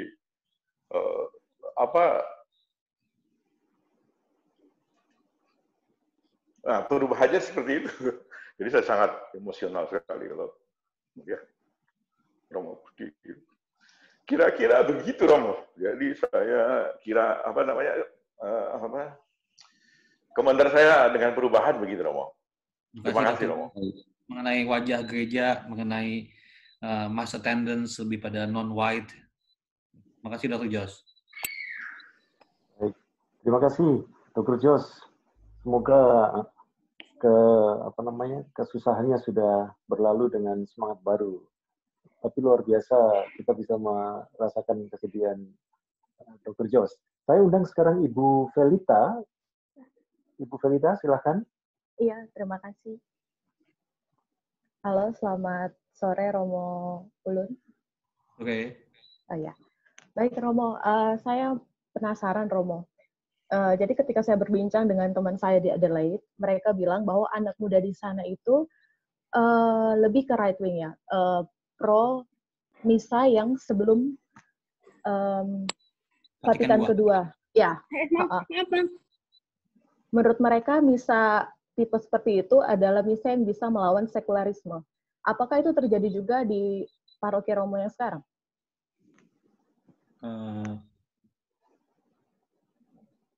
Misa-misa ritus lama kami lokalisir ke 1-2 tempat supaya di situ-situ aja gitu ya. Kalau ada usul, kamu gimana kalau mengadakan misa? Kedengeran suaranya sih. Kamu gimana kalau buat misa pra-konsili Vatikan kedua gitu ya? Silakan datang ke tempat itu. Jadi sudah kita lokalisir gitu ya. Kedengeran suaranya. Dan memang sudah banyak, bukan banyak ya. Tadi saya mengatakan berkembangnya right wingers di Australia juga muncul gitu ya. Berhadapan dengan serangan hantaman sekularisme yang begitu kuat. Ini menjadi sangat radikal. Inilah jalan kebenaran. Inilah jalan yang bisa kita tempuh untuk melawan ini semua. Ya kita ada analisa yang mengatakan mengenai gerakan Khalifah di Indonesia kan, karena menjadi radikal untuk melawan semua tantangan-tantangan dunia. Jadi itu juga hadir di Australia dan di Brisbane. Tapi apakah jumlahnya begitu banyak? Belum ada data yang pasti. Tapi mereka ada gitu ya. Dan jumlahnya it's growing, tapi nggak sangat magnificent begitu. Terima kasih, Velita. Baik, terima kasih. Saya bacakan dulu beberapa teks yang sudah dikirim di sini dari Pak Dias. Mungkin Romo bisa memberikan tanggapan. Menarik, tadi disebutkan ada 5% dari 1.900 pelaku kejahatan seksual adalah sisters. Artinya ada sekitar 50-an suster sebagai pelaku kejahatan seksual. Apa yang mereka lakukan sebenarnya, Romo? Ya, definisi kejahatan seksual dalam hal ini kan bisa namanya pemerkosaan, bisa pemaksaan untuk melakukan pelecehan seksual di antara korban. Tidak disebutkan suster A mengatakan apa, tapi yang jelas beberapa disebutkan mengenai rape, pemerkosaan, oral sex, ya. Tapi apakah itu dilakukan oleh suster ataupun pastor atau lay person itu terjadi gitu ya? Atau meminta mereka saling melakukan untuk mendapatkan kesenangan visual. Jadi itu terjadi gitu ya. Tapi saya nggak punya data pasti who did what gitu ya. Dan kelompok itu melakukan apa. Sejauh ini gereja di Australia tidak punya data secara spesifik ya, Romo, atau memang ada tapi cuma di bawah meja. Data melakukan apanya nggak ada, Dok. Data dia melakukan apa. Tapi melakukan apanya itu dalam konteks besar sexual abuse. Tapi dia dihukum berapa lama dan berapa banyak yang dihukum ada. Kita punya datanya. Tapi ya nggak untuk Romo Sua memberikan komentar ketika pimpinan paroki bukan pastor paroki, bagaimana? Apa saja untung dan ruginya? Nah, ini menarik gitu ya. Pertama-tama adalah susternya ini harus mendapatkan hati orang kan. Biasanya pastor paroki, sekarang ada suster paroki gitu ya. Ini ada perlawanan juga, di Indonesia akan jadi perlawanan, tapi di Australia ternyata perlawanannya nggak lama gitu ya. Susternya bisa mengambil hati orang. Gitu. Jadi pertama-tama dia harus mengambil hati orang. Gitu. Keuntungannya apa aja? Yang jelas keuntungannya pastornya jadi lebih kurang pekerjaan. Gitu ya. Gitu keuntungannya. Gitu. Bisa lebih kurang pekerjaan, tapi juga yang namanya sense caring-nya lebih kuat. Gitu ya. Saya beberapa kali diminta bantu Suster Carrie untuk pelayanan sakramen. Gitu ya. Kelihatan Suster ini punya cerita di bagian awal misa, di bagian akhir misa. Dia sapa umatnya dengan nama-nama mereka. Gitu. Jadi ada unsur caring-nya lebih kuat. Itu komunitasnya memang tidak begitu besar. Gitu. Tapi bukan pertama-tama bukan ada untung atau tidaknya. Tapi memang karena ini adalah situasi pelik karena pastornya kurang. Gitu. Ada untungnya ya artinya ada keterbukaan terhadap kepemimpinan perempuan dalam gereja. Yang dulu nggak pernah dibayangkan ataupun susah kita bayangkan di Jakarta, Bapak Ibu, pastor paroki siapa? Suster gitu, susah. Tapi ini adalah karena keterbatasan ternyata juga berbuah, gitu. Ada blessing in disguise, gitu. Perempuan bisa memimpin, gitu. Dan ya peristiwa Paskah kan begitu, kan perempuan menjadi saksi pertama kebangkitan. Itu hal yang buat saya buah-buah dari peristiwa ini, gitu. Baik, sebelum saya berikan mikrofon kepada Pak atau Ibu Hasiholan, bolehkah Romo berikan sedikit tanggapan, sedikit elaborasi bagaimana Vatikan menerima kenyataan pastor-pastor yang menikah ini? Kalau memang berangkatnya dari sebelum menikah dan tadinya pastor di luar gereja Katolik, sepertinya dapat dimengerti oleh karena ada krisis pastor begitu secara umum. Koreksi saya kalau saya keliru, Romo. Tapi di sisi lain, apakah juga ada pastor-pastor menikah dalam status penerimaan yang bukan dari status sebelum di gereja Katolik sudah menikah sebelumnya? Karena kan dalam konsep tradisional agak susah dimengerti gitu, pastor di Katolik tapi berkeluarga gitu. Bagaimana pastoralnya bisa sepenuhnya seperti yang kita yakini selama ini, gitu loh. Beberapa sangat perform, 1-2 orang sangat perform, satu menjadi Romo Dekanat, nggak ada yang namanya perlawanan umat, karena dia juga dengan keluarganya sangat devoted gitu ya. Manajerial bagus, jadi performance pastoral tidak menjadi isu. Dan mereka itu di gereja sebelumnya itu jadi pastor dulu kemudian menikah, bukan menikah kemudian jadi pastor, itu berbeda, sekuensinya berbeda gitu ya. Dan ketika dulu saya tanya kepada beberapa frater seminaris di Brisbane, kamu terpengaruh nggak dengan itu? Enggak, ya. Kan kami memilih gitu ya, jadi pastor. Kami kan bukan orang yang bukan Katolik, sebenarnya kami Katolik duluan begitu ya. Jadi toleransinya begitu kuat gitu ya terhadap ini gitu ya. Dan itu saya pertama-tama juga kaget gitu, memberikan ruang mengenai selibat ya. Selibat kan hukum gerejawi gitu ya. Tanpa mengesampingkan semua yang pengakuannya yang begitu tinggi di Indonesia. Gitu. Di Australia yang pastor-pastor yang dari awalnya adalah mengikuti pendidikan gereja Katolik ya tidak menikah. Gitu. Tapi mereka yang dulunya sudah jadi pastor dan menikah di gereja lain, diterima ke dalam imamat gereja Katolik, itu pasti dengan discernment yang sangat kuat. Dan Paus Benediktus ke-16 membuka ruang untuk itu, dan pimpinan gereja Katolik menerimanya. Tapi pertama-tama juga bukan selibat tok mengenai marriage priest, tapi mengenai bagaimana gereja bisa menghidupi mereka. Itu ketika saya tanyakan, bukan mengenai namanya sexual things, tapi bagaimana gereja bisa menghidupi mereka. Saya pernah ngomong dengan uskup di sini gitu. Satu pastor kita kurang lebih ya, saya ambil kotak satu pastor sebulan kami kasih 1.500. Misalnya begitu. Tapi kalau dia marriage split, kita kasih berapa? 6.000. Dia harus menghidupi keluarganya. Jadi kalau semua pastor menikah, kita bangkrut. Nggak bisa menghidupi lagi. Jadi ini bukan hanya dari segi sexual things yang senantiasa disorot duniawi, tapi dari segi manajerial bangkrut. Kalau pastor menikah itu nggak bisa punya uang. Nah, ya walaupun ada pandangan juga, atau istrinya juga bisa bekerja gitu. Itu seolah istrinya hanya dependen pada suaminya. Gitu. Tapi itu yang terjadi gitu ya. Walaupun istrinya bekerja, tapi kan gereja juga harus memperhatikan dia ada yang namanya family allowance, children education allowance. Kalau pastor terlibat nggak punya begitu. Gitu. Terima kasih Romo. Pak atau Ibu Hasiholan, silakan. Baik, selamat berjumpa. Apa kabar, Romo? Baik, terima kasih. Tadi sudah dibicarakan satu soal yang saya tanyakan juga soal pastor-pastor yang menikah itu. Ini kaitannya dengan apakah memang karena kekurangan imam, seperti di gereja di Indonesia tetap juga memang walaupun imamnya banyak, umatnya banyak. Bila dibandingkan dengan apa yang terjadi di Amazonia. Itu ada teman di sana namanya Pastor Ramlan Sihombing cerita kepada saya.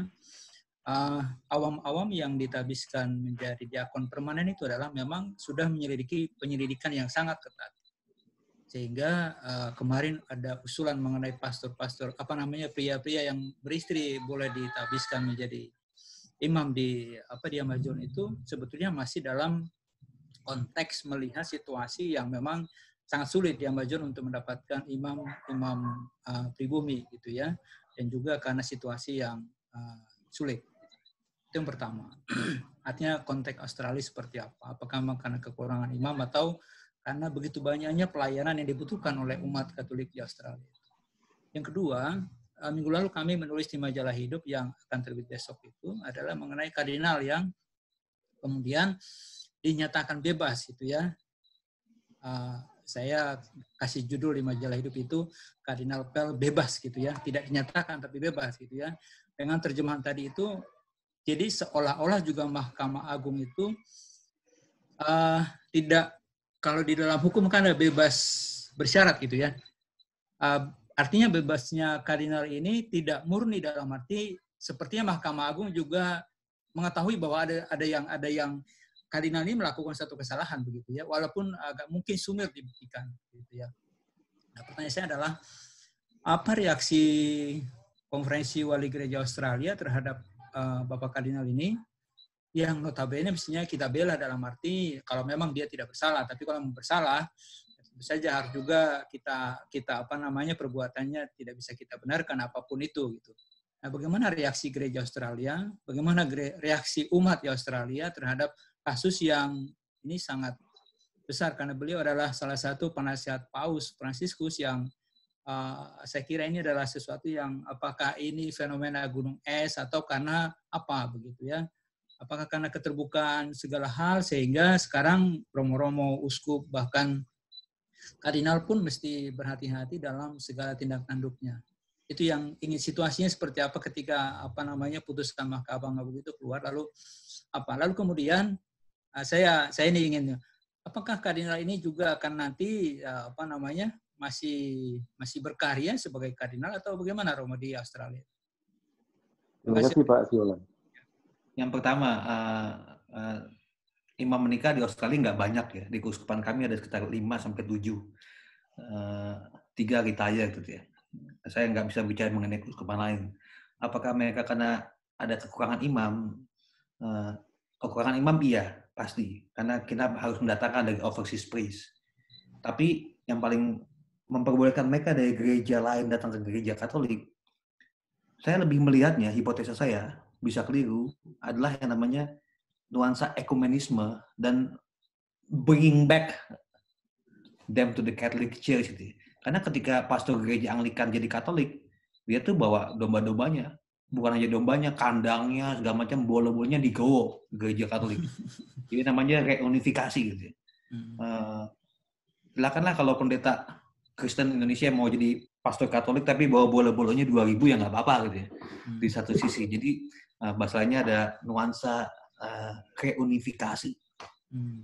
Lalu yang kedua mengenai Filippi Probati di Amazon, Paus Fransiskus kan sama sekali nggak menyebut juga tentang merit priest dalam sinode Amazon bulan yang lalu. Mungkin ini bukan the right moment gitu ya. Tapi memang ada kebutuhan itu di Amazon, orang-orang yang menikah, orang-orang yang baik dan ditabiskan sebagai imam gitu. Tapi fokusnya sepertinya bukan di sana gitu. Memang kekurangan imam di banyak negara, kekurangan imam akhirnya overseas priest datang begitu banyak gitu. Jadi mengenai Amazon saya nggak bisa berbicara banyak dan Paus Fransiskus dalam hasil terhadap sinode Amazon pun tidak menyebutkan ada single sentence mengenai itu gitu ya. At the right moment kita berharap seperti itu gitu ya. Dan memang sebentar, menurut Pastor Ramlan itu juga, masyarakat Amazon juga tidak terlalu siap juga menerima apa itu. Mereka tidak terlalu siap dan juga tidak menjadi isu utama sebetulnya di Amazon. Betul. Cuma kok jadi ramai di seluruh dunia, padahal sebetulnya tidak demikian. Kata pastor itu, ya kami juga bingung kenapa jadi ramai begitu. Iya, karena apalagi kultur-kultur yang sangat mengagung-agungkan selibat begitu, tidak menikah. Sementara di kultur Barat ya, Australia kan kebanyakan kan satelitnya Barat gitu ya, ya dari Inggris gitu ya. Itu ya toleransinya sangat tinggi. Toleransi sangat tinggi. Lalu yang bisa saya katakan yang ketiga, ya sesudah Kardinal Pell dinyatakan bebas karena ada keraguan terhadap accusation dia, walaupun tidak dinyatakan tidak bersalah gitu ya. Beberapa gereja juga terbelah gitu. Ada pendukungnya yang mengatakan, wah kebenaran dinyatakan di Pekan Suci, kini Barabas sudah dikembalikan dan lain sebagainya. Uskup kami, saya tinggal dengan Uskup Mark yang adalah Ketua KWI Australia, Presiden ACB. Mengatakan satu hal yang menarik dalam statementnya gitu ya. Kami menghargai semua legal system di Australia. Ini bahasa sangat memimpin ya. Dan saya berharap ini mengakhiri drama-drama yang terjadi. Sambil kami tidak akan mengubah sikap kami untuk melindungi semua anak-anak kecil dan berpihak kepada korban. Karena kan sesudah itu kan sepertinya Pell akan dituduh lagi dengan berbagai macam kasus lain, dimunculin lagi. Karena ini yang kacaunya adalah akhirnya kepolisian Victoria, Melbourne, kok bisa-bisa dia membawa seseorang tanpa beyond reasonable doubt. Lalu Kejaksaan Agung Australia juga dihantam oleh keputusan dari Mahkamah Agung Australia ini. Sesudah ini Kardinal Pell akan apa? Dia kemarin wawancara di Sky News dengan pendukung dia, wartawannya adalah pendukung dia.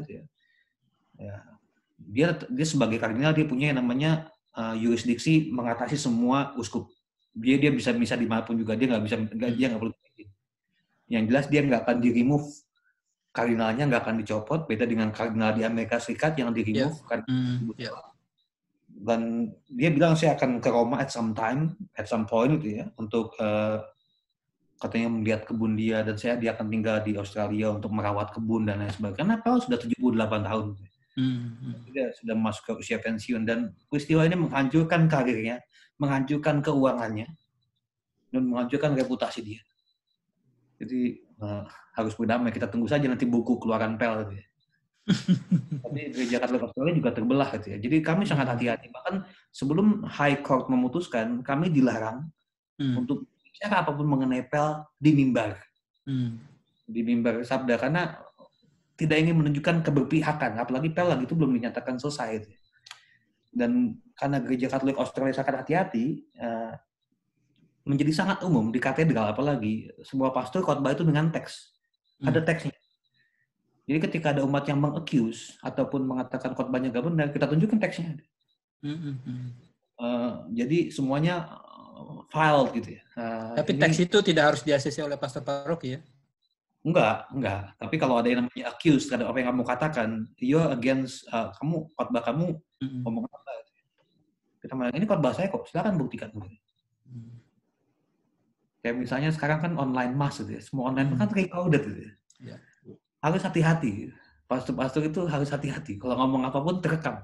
Dan itu jejak digitalnya itu eternal gitu ya. Jadi ya ini yang terjadi dengan yang namanya COVID-19 ini. Ya. Terima kasih Romo. Terima kasih Pak Siolan. Sebelum mikrofon saya berikan pada Prof. Adri, saya ingin membacakan teks yang disampaikan oleh Pak Petrus Lakonawa. Maaf, sebentar. Dengan adanya pandemi COVID-19 ini, seolah-olah kita diajak untuk kembali ke komunitas basis, gereja rumah, gereja keluarga.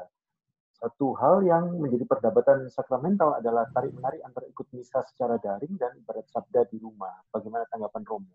Mungkin kaitannya dengan situasi di Australia. Di Australia semuanya misa online ya, dan ibadat di rumah juga nggak dianjurkan karena kan ada social distancing gitu. Jadi di Australia kan hukumnya kan cuma boleh. Halo? Ya, silakan Romo. Ini ada yang share screen ya? Tidak. Tolong boleh ditutup. Sinten? Ya, sebentar. Saya juga tidak dapat mendeteksi. Tolong yang share screen, Rahmadi screen. Pak Rahmadi. Memang saya tidak halangi. Pak Rahmadi. Oh, baik. Boleh lanjut aja Romo, nanti saya, ya baik.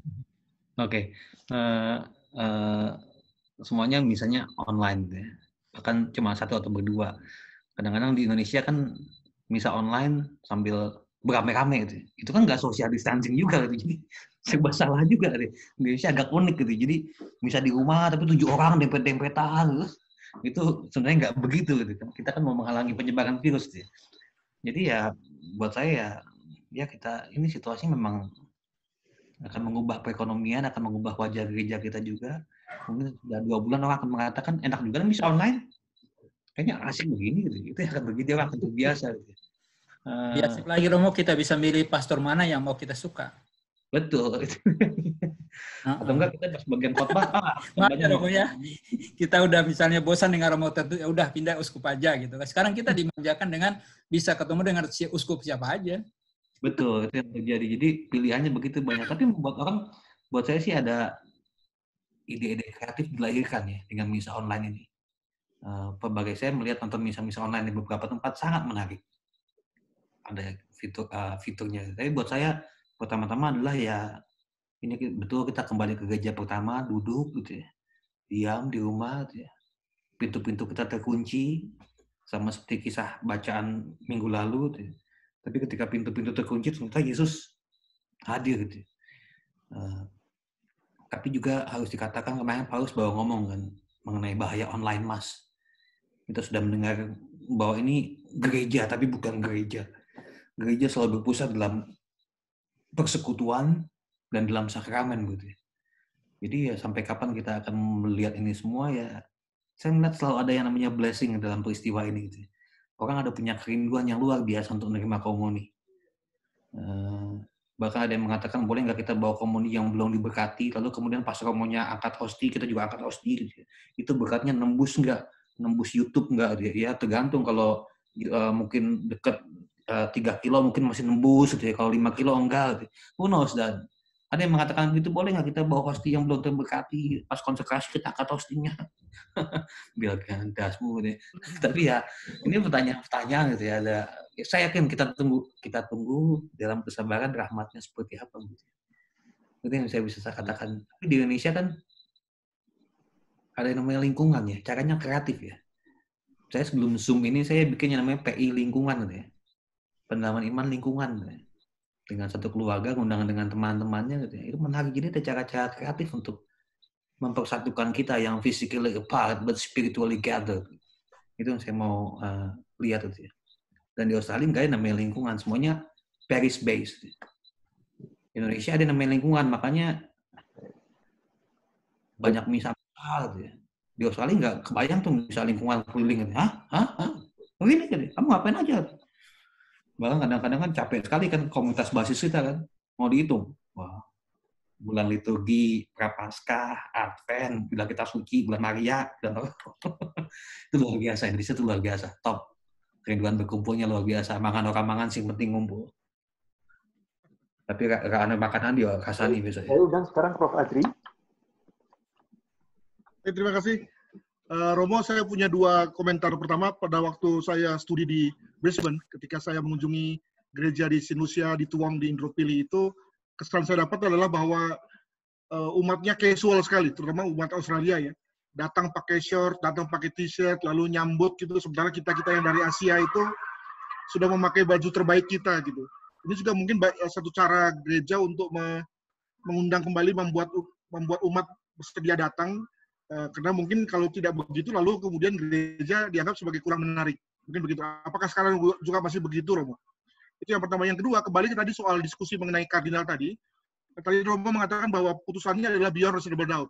Ini berangkat dari satu prinsip hukum bahwa satu saksi bukan saksi, satu bukti bukan bukti. Artinya sebetulnya kalau hanya ada satu saksi, dalam hal ini anak-anak itu, yang mengatakan bahwa bahwa kardinal itu melakukan suatu kekerasan seksual sebetulnya tidak layak, didismiss itu harusnya.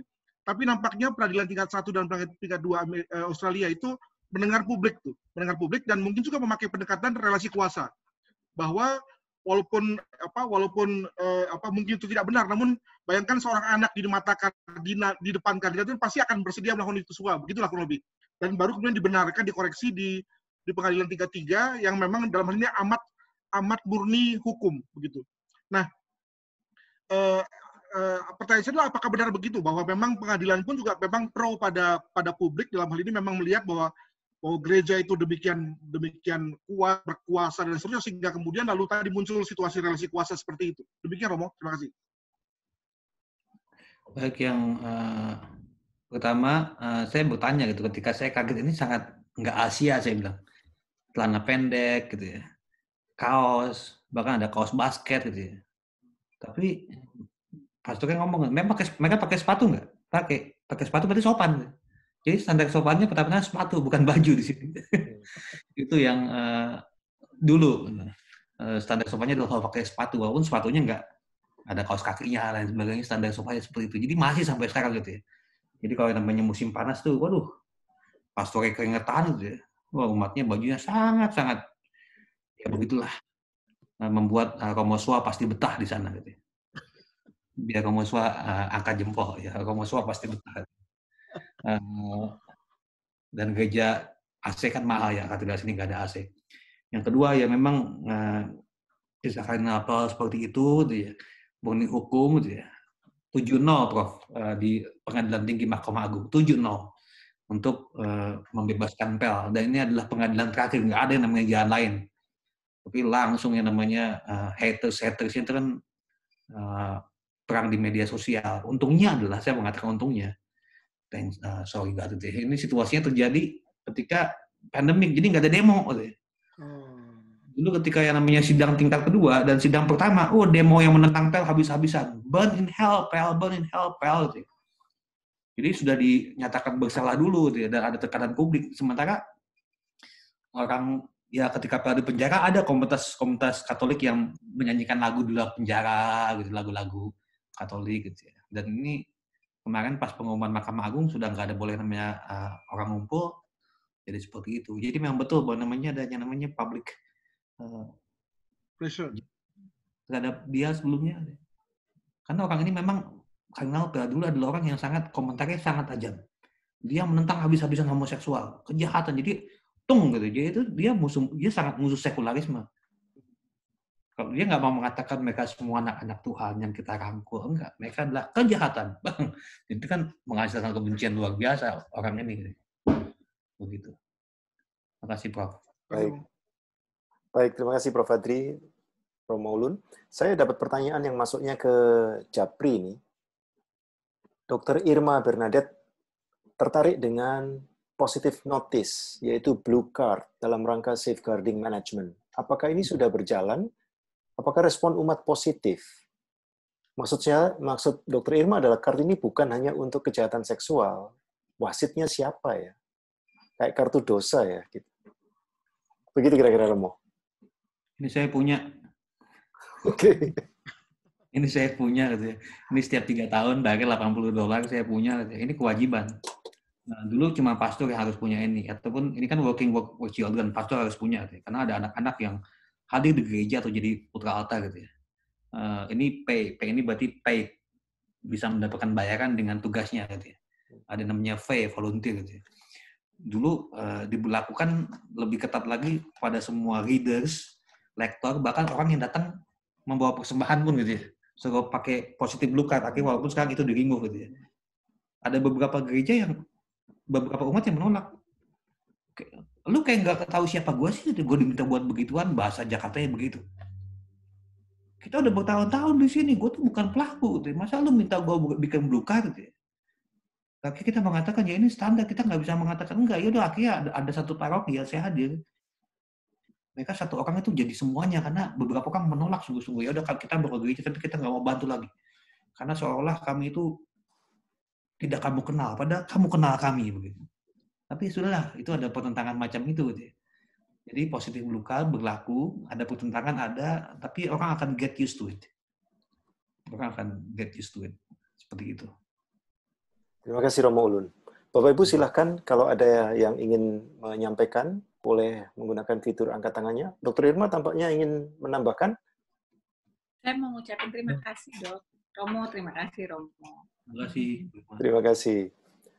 Romo, ini Romo Sua yang dibilang bakalan senang di Australia itu, tapi Romo Sua menyampaikan bahwa ternyata itu yang bikin Dr. Jos senang di Australia gitu. Tapi Dr. Jos bilang ya ternyata lebih senang di BSD gitu. Baik, Bapak Ibu, mohon saya dimaafkan kalau ada yang belum terbaca, tapi saya rasa sudah berusaha untuk membaca semuanya. Saya undang sekarang, ya. Prof. Dal. Silakan, ya. Prof. Daldi. Romo Ulun. Ya, Prof. Daldi. Kalau ketemu Romo mesti ada predikatnya tuh, saya setia dan percaya.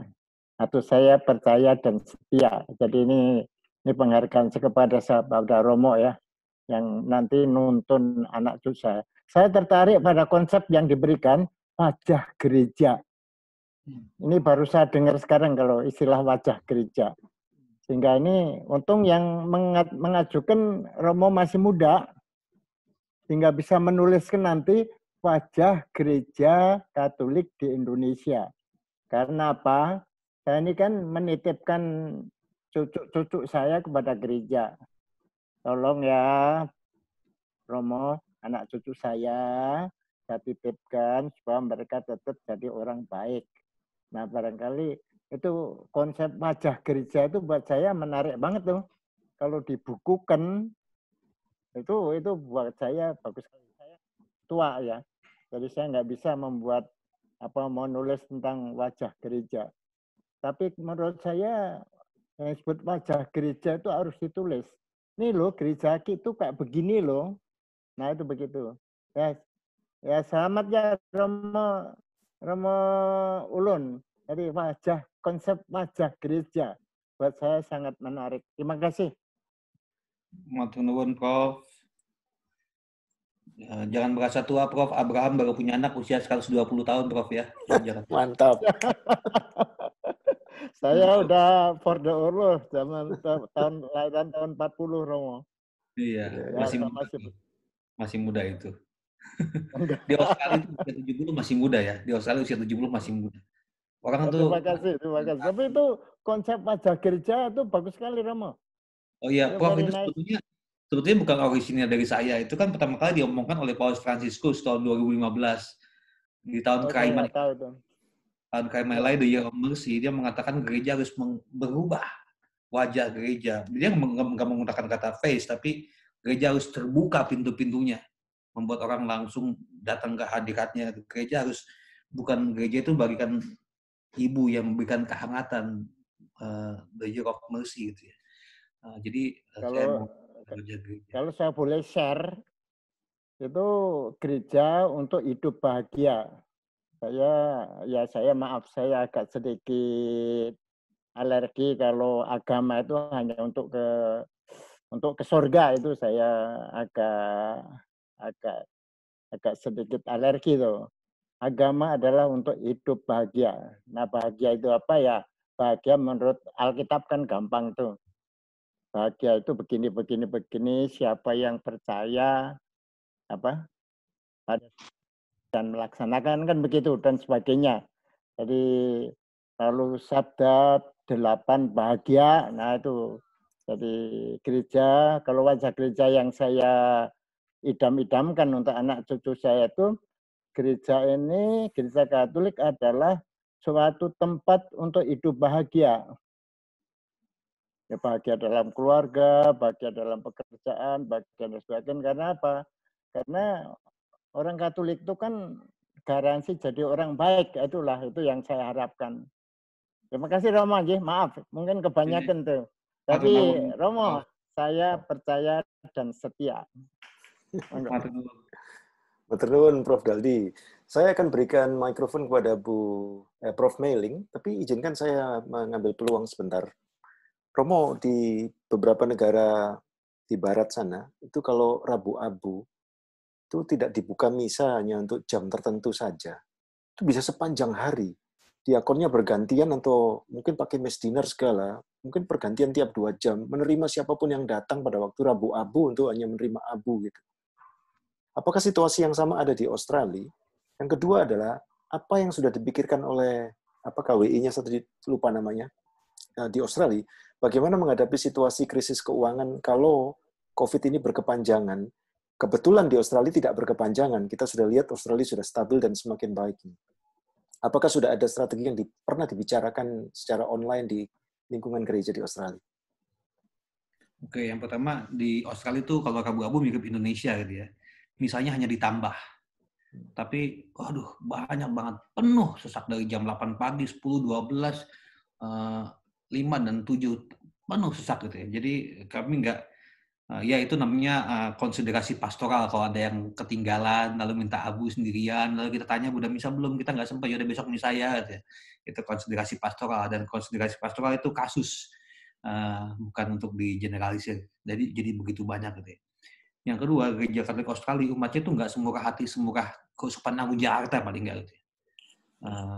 Ya kolektornya biasa lah, koin-koin begitu banyak. Jadi ini ngitung kolektor tuh berat sekali gitu, karena bukan notes, bukan barang, tapi koin tuh gitu. Dan nggak begitu banyak, tapi gereja di Australia itu hidup dari apa? Dari yang namanya menyewakan parkir, menyewakan gedung. Gitu. Jadi gedung-gedung paroki kalau mau pakai bayar gitu. Di katedral parkir ada 300 car park gitu ya. Itu disewakan Senin sampai Jumat, kita nggak bisa pakai gitu ya. Kalau ada pengantin, mereka pengantin drop off gitu ya. Keluarga juga drop off gitu ya. Kan nggak punya parkir, harus bayar gitu ya. Strateginya di Australia adalah, lagi-lagi kan pemerintah Australia kan begitu kuat ya. Pemerintah itu begitu kuat terhadap keluarganya. Dan mungkin ada sejarah bahwa mereka tuh bekas konflik, jadi terhadap pimpinan tuh kuat gitu ya. Dan pemerintah Australia itu kan habis-habisan membantu. Jadi kita mau ngambil yang namanya scheme untuk stood down workers. Jadi orang-orang yang kita sudah stood down, employer akan dapat uang supaya mempertahankan karyawan-karyawan itu. Tapi kan nggak ada pastor yang di stood down kan. Katedral sudah men-stood down 3 coaster kasual, coaster harian. Jadi jika semuanya berjalan dengan baik, maka untuk beban karyawan, bahasa akuntansinya, beban karyawan itu bisa tercover dengan bantuan dari pemerintah. Tapi income ya untuk rekening yang lain ya nggak ada. Kita nggak tahu kita akan membuka gereja kita lebih lagi seperti apa. Kita akan membuka gereja lagi untuk mendapatkan dana karena kita berharap dari donor, dari donation, dari collector. Tapi walaupun juga ada yang namanya sewa-sewa parkir dan lain sebagainya. Tapi kami belum tahu. Tapi kita akan mengupayakan bantuan pemerintah untuk stood down workers, pegawai yang sudah dipecat, paling nggak satu bagian itu sudah ada, kita bisa relief lah. Baik. Terima kasih Romo. Prof. Meling. Terima kasih Pak Teddy. Terima kasih Romo. Saya sudah menikmati mendengarkan uraian tentang gereja di Australia. Tapi bolehkah saya bertanya yang tidak dibicarakan? Pertama, bagaimana Romo melihat hari depan gereja di Australia? Dan perbandingannya dengan gereja di Indonesia. Kedua, sejak dari saya kecil, gereja itu untuk saya selalu ada sekolah. Bagaimana di katedral di mana Romo sekarang berada, apakah ada sekolah dan apa peran sekolah ini di gereja dan ke hari depan gereja? Too much? Hope Baik, not. Prof. Saya akan jawab. Boleh tanya apapun, asal jangan kapan saya selesai studi. Saya sudah katakan. Saya nggak nanya kan? Pertama, masa depan gereja lagi-lagi di Australia akan menjadi sangat multicultural. Bahkan sepertinya ada siasat dari pemerintah Australia, beberapa universitas untuk membuka, menyeimbangkan warna pendatang. Ada namanya scholarship khusus South Americans. Karena South America tuh Kristen atau Katolik gitu ya. Jadi harapannya besar. Karena selama ini kan imigrasinya itu banyak untuk Asian dan Timur Tengah yang adalah Muslim. Tapi ada yang namanya scholarship khusus, bahkan di kampus saya namanya scholarship only for South Americans. Jadi mereka mau menyeimbangkan imigran, dan kehadiran imigran South Americans itu memberi harapan baru akan adanya penambahan jumlah mass attendance dari satu kacamata. Mungkin kacamata iman kita nggak bisa melihat ya. Jadi ada harapan akan terus ada dengan semakin multicultural. Tapi wajah kepemimpinan gereja di Australia, kita punya 28 uskup, hanya satu yang Asian background, yang lain tuh white Aussie. Kepemimpinan gereja di Australia masih yang namanya white Anglo, hanya satu Vincent Long yang adalah uskup background Vietnam. Itu jadi mungkin ada leadership-nya juga akan berubah menjadi sangat United Nation. Bahkan kita mau mengatakan di sini kami rumah makannya tuh United Nation gitu ya. Saya Asian, Father Olinaka Afrika, satu bule gitu ya. Itu kami sangat Asian, ya. Kami sangat United Nation. Bahkan kita mau nyebutnya United Nation Parish gitu ya, di katedral. Jadi dengan orang berpindah dari suatu tempat ke tempatnya lain, harapannya senantiasa besar. Ini tinggal keterlibatannya, kita percaya akan rahmat Roh Kudus gitu ya. Dan uskup ataupun presiden KWI sini sudah mengungkapkan beberapa kali mengenai keinginannya ataupun concern-nya untuk menjalin kerjasama dengan yang namanya gereja Katolik di Indonesia. Dalam bentuk apa kita nggak tahu, karena Australia dekat dengan Indonesia. Paling nggak Darwin dengan Kupang itu dekat. Yeah. Tapi bentuk kerjasama apapun belum ada gitu. Saya nggak mengatakan belum ada, tapi secara struktural gitu. Enggak gitu. Keuskupan Australia malah meminta pastor dari Nigeria. Ya mungkin karena Nigeria English speaking country gitu ya. Nggak meminta dari Flores yang lebih dekat gitu ya. Dan lain sebagainya. Jadi karena Australia kan Commonwealth ya, dan Commonwealth itu punya namanya rasa solidaritasnya lebih dengan negara-negara Commonwealth. Betul. Sri Lanka dan negara-negara jajahan Inggris. Ini barrier mungkin untuk yang namanya kelanjutan itu semua. Lepas dari yang namanya pandangan politis bahwa Australia senantiasa politik bermain terhadap Timor Leste, terhadap Papua. Saya nggak mau masuk ke sana, tapi Commonwealth itu juga barrier untuk hubungan Indonesia dan Australia. Mengenai gereja Katolik Indonesia, harapan saya sangat besar. Gitu. Walaupun 3% total statistik, tapi senantiasa luar biasa. Ada yang duduk di ombudsman, gitu ya. Walaupun kemarin temannya kena COVID ya, Prof ya, itu terjadi gitu. Tapi ini harapannya sangat luar biasa. Lalu yang kedua tadi apa ya? Aku lupa ya.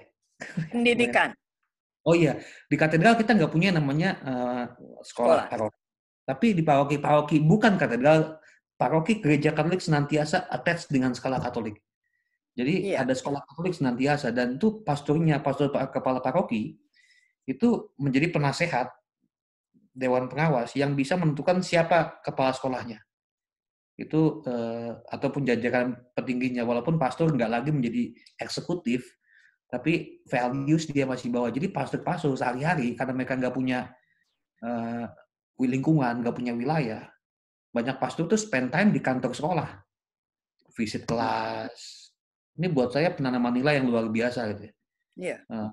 Menentukan kriteria gurunya seperti apa. Tapi lagi-lagi kan religious education nggak bisa kita paksa. Gitu. Jadi kadang-kadang kalau saya bikin misal sekolah dengan anak-anak gitu ya, gurunya pun nggak ngerti gitu ya, karena gurunya nggak practicing gitu ya. Ini yang terjadi. Jadi ini kekuatannya di Australia. Catholic education sector, terutama di primary school, primary yang paling banyak artinya SD. Lalu karena mereka cuma punya primary dan secondary. Secondary itu 6 tahun, SMP, SMA. Gitu. Sangat luar biasa. Bahkan sekolah-sekolah seperti Canisius ataupun Santa Ursula ya, masih sangat number one di sini gitu, pilihannya gitu ya, karena prestise. Ada sekolah dari Sister of Mercy di sini, All Hallows Schools. Walaupun sisternya nggak ada, semuanya awam, tapi sisternya cuma jadi dewan pengawas, itu sekolah nomor 1. Gitu ya. Dan di All Hallows School itu pasti Romo Sua senang kalau berkunjung, karena di depannya ada semboyan AMDG. AMDG singkatan, ayo maskernya dipakai guys. Gitu. Jadi sekolah Jadi itu masih ada harapan. resources yang luar biasa. Baik. Makasih. Terima kasih Prof. Meling dan Romo. Romo, kita masih punya 2 menit. Izinkan saya membaca teks terakhir yang akan saya gunakan kesempatan ini dari Romo Swa ini. Sekularisme sebenarnya terjadi di Barat. Masuknya Islam di Barat menjadi ancaman ataupun bisa atau tetapi mengubah Barat. Kristianitas Barat memang luntur. Banyak gereja dijual atau diubah menjadi gedung-gedung fungsi lain. Nah, bagaimana situasi di Australia? Sekularisme di sana menjadi peluang atau justru masalah? Meski demikian pendidikan Katolik masih survive. Ada komentar Romo Ulun? Ya, sekularisme itu menjadi yang namanya alternatif nilai, bukan alternatif, malah yang jadi utama sekarang gitu ya. Utama ya. Nah, terhadap yang namanya pendidikan dan dimanapun gitu ya. Salib-salib itu di-remove dari gedung-gedung pengadilan, gedung-gedung parlemen, karena kita mau mengaku equality for the sake of equality, for the sake of toleransi gitu ya. Kita remove simbol-simbol agama gitu ya. Jadi memang apakah ini ancaman ya kita tergantung perspektifnya. Saya mau melihatnya ancaman dan peluang gitu ya. Bagaimana bisa kita kembangkan juga pastoral-pastoral kreatif terhadap itu semua. Gitu. Kita punya namanya sini PSE. PSE-nya namanya di Jakarta kan pengembangan sosial ekonomi. Di sini kan the Vinis gitu ya. St. Vincent de Paul Society gitu ya. Ya, memberi makan gratis setiap hari Jumat, Prapaskah, fish and chips gitu. Itu juga peluang buat kita gitu ya. Jadi pendidikan dan pengembangan sosial ekonomi masih menjadi pintu masuk untuk kita semua. Begitu. Baik. Terima kasih. Romo Ulun, saya percaya seluruh peserta yang tadinya belum tahu sama sekali informasi bagaimana situasi gereja di Australia mendapatkan pengayaan yang luar biasa. Karena bahkan ada banyak poin-poin yang tidak terbayang ada di sana dan situasi yang sangat berbeda dengan yang kita miliki. Tapi sayang kita harus mengakhiri pertemuan ini. Seperti kebiasaan kita hanya membatasi sampai 2 jam. Maka mari saya undang Bapak Ibu untuk memberi tepuk tangan sebelum saya berikan pada Prof. Adri. Terima kasih Romo Ulun. Terima kasih Prof. Meling. Prof. Adri silakan. Sampai berjumpa. Terima kasih Romo Ulun. Kami juga senang sekali atas informasi ini. Saya terutama karena seperti seolah-olah kembali lagi ke kampus dulu gitu. Tentu saja karena di UI adalah sejawat dan juga mantan guru-guru Romo, tentu kami berhak dong untuk bertanya kapan selesainya, gitu ya Romo. Soalnya masalah. Tadi soalnya masalah ini. Nggak kedengeran. Kapan selesainya, gitu ya. Baik, yang kedua, sejawat sekalian, pada hari Jumat kita akan bertemu kembali. Akan ada Romo Yos Bintoro yang akan memberikan materi. Ini kita akan mendengarkan sesuatu yang amat berbeda lagi ya. Kalau Romo Ulun itu pengalaman di luar negeri, maka nanti dengan Romo Yos kita akan bertemu dengan pengalaman para Romo di ketentaraan yang tentu saja berbeda sekali. Dan terima kasih kepada teman-teman dari luar, ada Pak Siolan, ada Romo Pit dan seterusnya. Silakan bergabung kembali pada kesempatan yang lain. Nanti kami akan kirimkan undangan kepada Anda semua. Kalau Bruder Heri juga terima kasih ya, Bruder, atas kesediaannya bersama-sama dengan kami.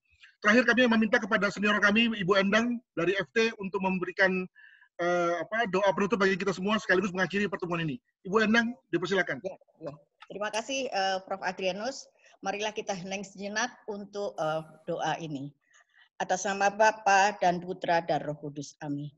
Ya Tuhan, kami berterima kasih karena pada sore hari ini Kau telah memperkenalkan kami untuk bertemu dengan rekan-rekan sejawat kami, untuk mendengarkan sharing dari Romo Ulun yang sangat membuka mata kami tentang bagaimana wajah gereja di Aussie. Selama ini kami kurang memahami gereja selain yang ada di Indonesia. Berkatilah sejawat-sejawat kami yang telah ikut dalam pertemuan ini maupun yang masih berhalangan tidak bisa mengikuti acara ini. Berikanlah mereka kesehatan dan ketabahan dalam menghadapi pandemi virus COVID-19 ini. Berkatilah juga penyelenggara acara ini, yaitu Dr. Teddy dan Prof. Adrianus, yang telah menyelenggarakan acara ini dengan baik, sehingga kami semuanya bisa bertemu dan berbagi pengalaman serta mempererat tali persaudaraan kami. Doa ini akan dilengkapi dengan doa yang diajarkan oleh Tuhan sendiri. Bapa kami yang ada di surga, namamu, datanglah kerajaanmu, jadilah kehendakmu di atas bumi seperti di dalam surga. Berilah kami rezeki pada hari ini dan ampunilah kesalahan kami seperti kami mengampuni yang bersalah kepada kami, dan jangan jangan masukkan kami ke dalam cobaan, tetapi bebaskan kami dari yang jahat. Amin. Dalam nama Bapa dan Putra dan Roh Kudus. Terima kasih. Terima kasih Prof. Adri, terima kasih Bu Endang, Romo Ulun. Ya. Luar biasa. Baik, Bapak Ibu sekalian, Romo sekalian, sampai bertemu pada hari Jumat. Selamat petang, selamat malam. Selamat malam. Amin. Prof. Adri, terima kasih sore ya. Baru masuk. Terakhir. Sudah. Terima kasih. Terima kasih semuanya.